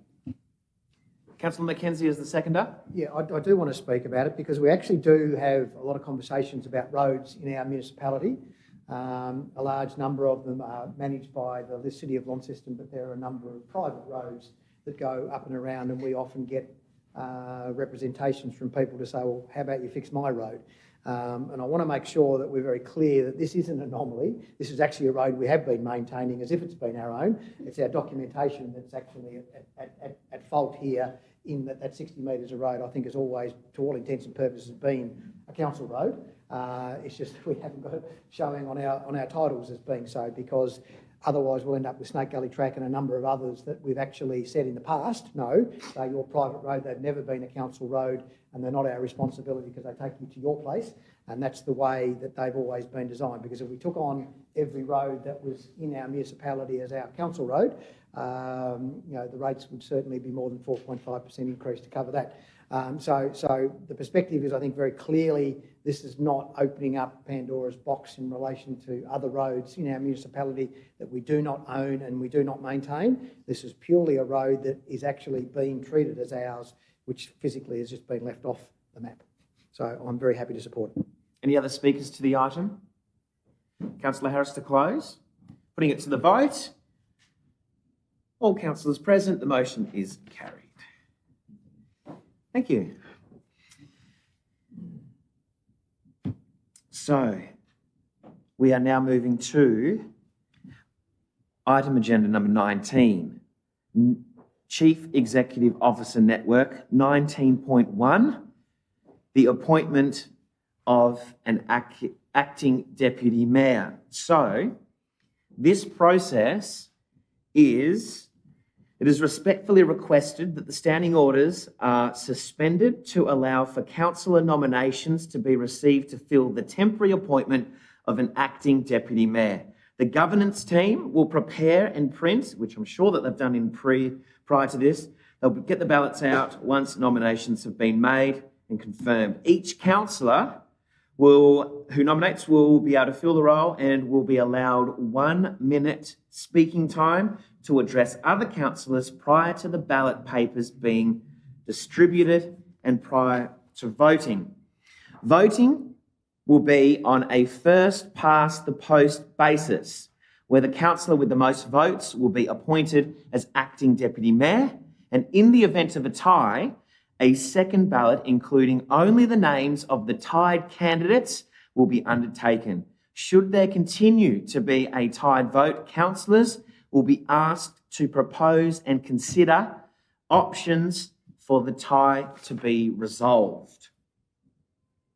So now I am asking that the motion be prepared that we suspend standing orders. Do I have a mover? Okay, Councillor Harris. A seconder. Councillor Britton? We put that to a vote. All of those in favour to suspend standing orders, that is all councillors present, suspended standing orders. All right, so now I think we go around the table and get some nominations. Okay. Beg your pardon? Yep. So, show of hands. Okay, just taking a note of this. Yep, I'm just writing it down as we go. Okay. Councillor McKenzie, Councillor Kai, Councillor Dawkins, and Councillor Walker. No more further nominations for acting deputy mayor? Okay. So noting whilst we're in the suspended standings that we are still live, it's not to be confused with closed council.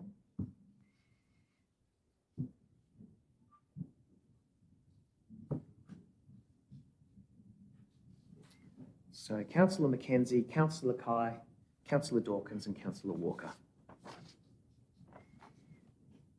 We'll just take this time to put the nominations in.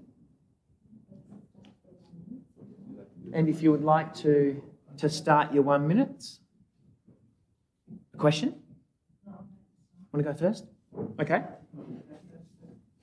Okay, so Councillor Dawkins. Yes, you still use the mics, yeah. Okay, thank you. Do I need to stand up? No, I'm happy if you want to stay. Look, thank you for the minute to speak about this. There's absolutely no doubt this has been a difficult time for the City of Launceston. I'd like to congratulate everybody for pulling together as a team when we've needed to. It's really important to be able to show our community that we can put difficulties to one side and get on with the business of council. And in fact, I think that's the most important thing.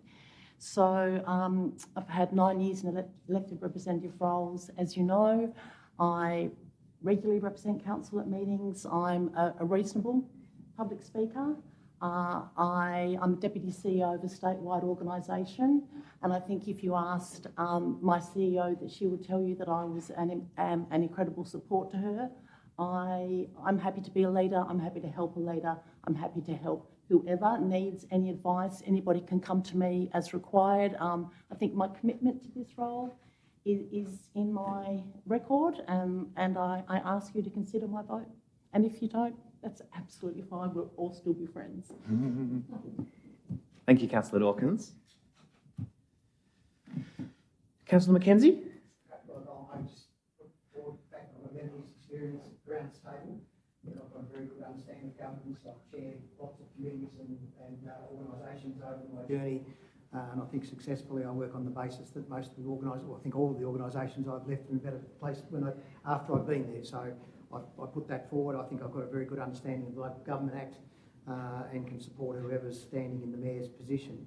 I think it's also, I make this importance, and I appreciate this not necessarily the way people will think, but I'm not standing for Mayor. Therefore there won't be any actual or perceived conflict of my role in relation to what I'm actually doing if I stand for Deputy Mayor. I think I'm open and transparent in the way that I deal with everybody in relation to any matter. Again, I think I articulate things reasonably well and can stand up and talk for myself if I need to. Thank you, Councillor. Councillor Kai? Thank you. My aim is to gain more knowledge in council and learn how to best serve the community. And what better ways to get that experience than getting personal insight on the role of acting deputy mayor. I am hardworking, generous, thoughtful team player. I am a hardworking, generous, thoughtful team player and will never let anyone down. I represent a part of the community that feels they don't have a voice, and I will tackle any challenges that is put in front of me. We need more good female leaders in the council, and I'm very keen and can learn fast. I just need to be given a chance to prove myself. Thank you. Thank you, Councillor Kai. Finally, Councillor Walker. Thank you, Chair. And, I agree that these past few weeks, months haven't been great for council, but we all work very well together. In fact, we all know each other quite well. So I think that choice around the table, should be respected whichever way it goes today. Hopefully you know that I'm passionate about local council and about the work that I do. I do take my job seriously, and I do enjoy that representation of the community, as I know everyone here does. I have a good relationship with everyone here, and I'm always sort of open and available to discuss. And I like the fact that we can not always agree on everything, but we can still have that respect around the table. I think it's a really good sign for this council. I'm happy to work collaboratively with the team, and I would like to offer that strength and commitment to the role. Thank you. Okay, noting that the ballots are being distributed.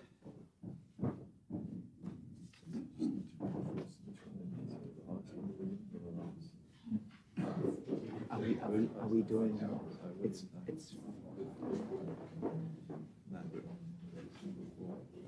no, it's only one box. Oh, you're only doing one box. Yeah. Just confirm that. So just noting, as we've done it quite quickly, just at the top of the ballot, please number one box only.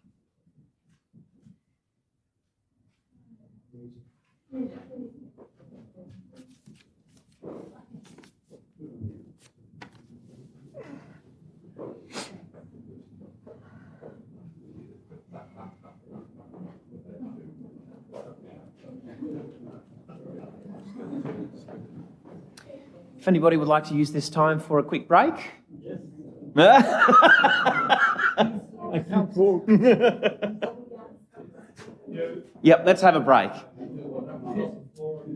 Until, let's give it 5 minutes, so about 12 past. There's no rush, it's all good.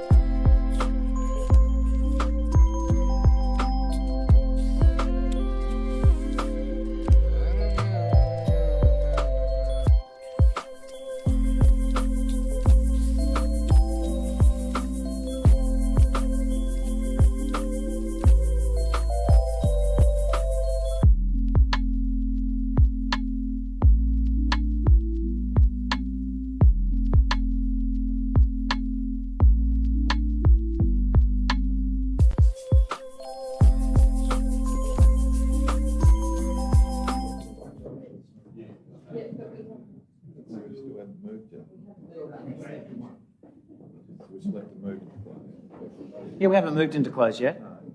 I'm just going through what we're going to go and talk about. And the disposal of council-owned land. Do I have a mover to move into closed council? Councillor Britton, seconder. Councillor Kai, put it to a vote. All those councillors present, that is carried. We move into closed council.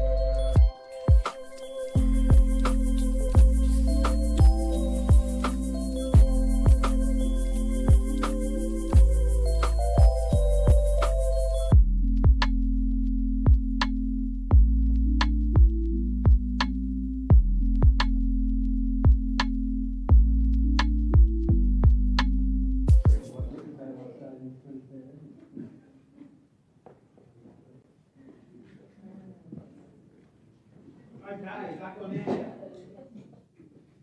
20.6, end of closed session.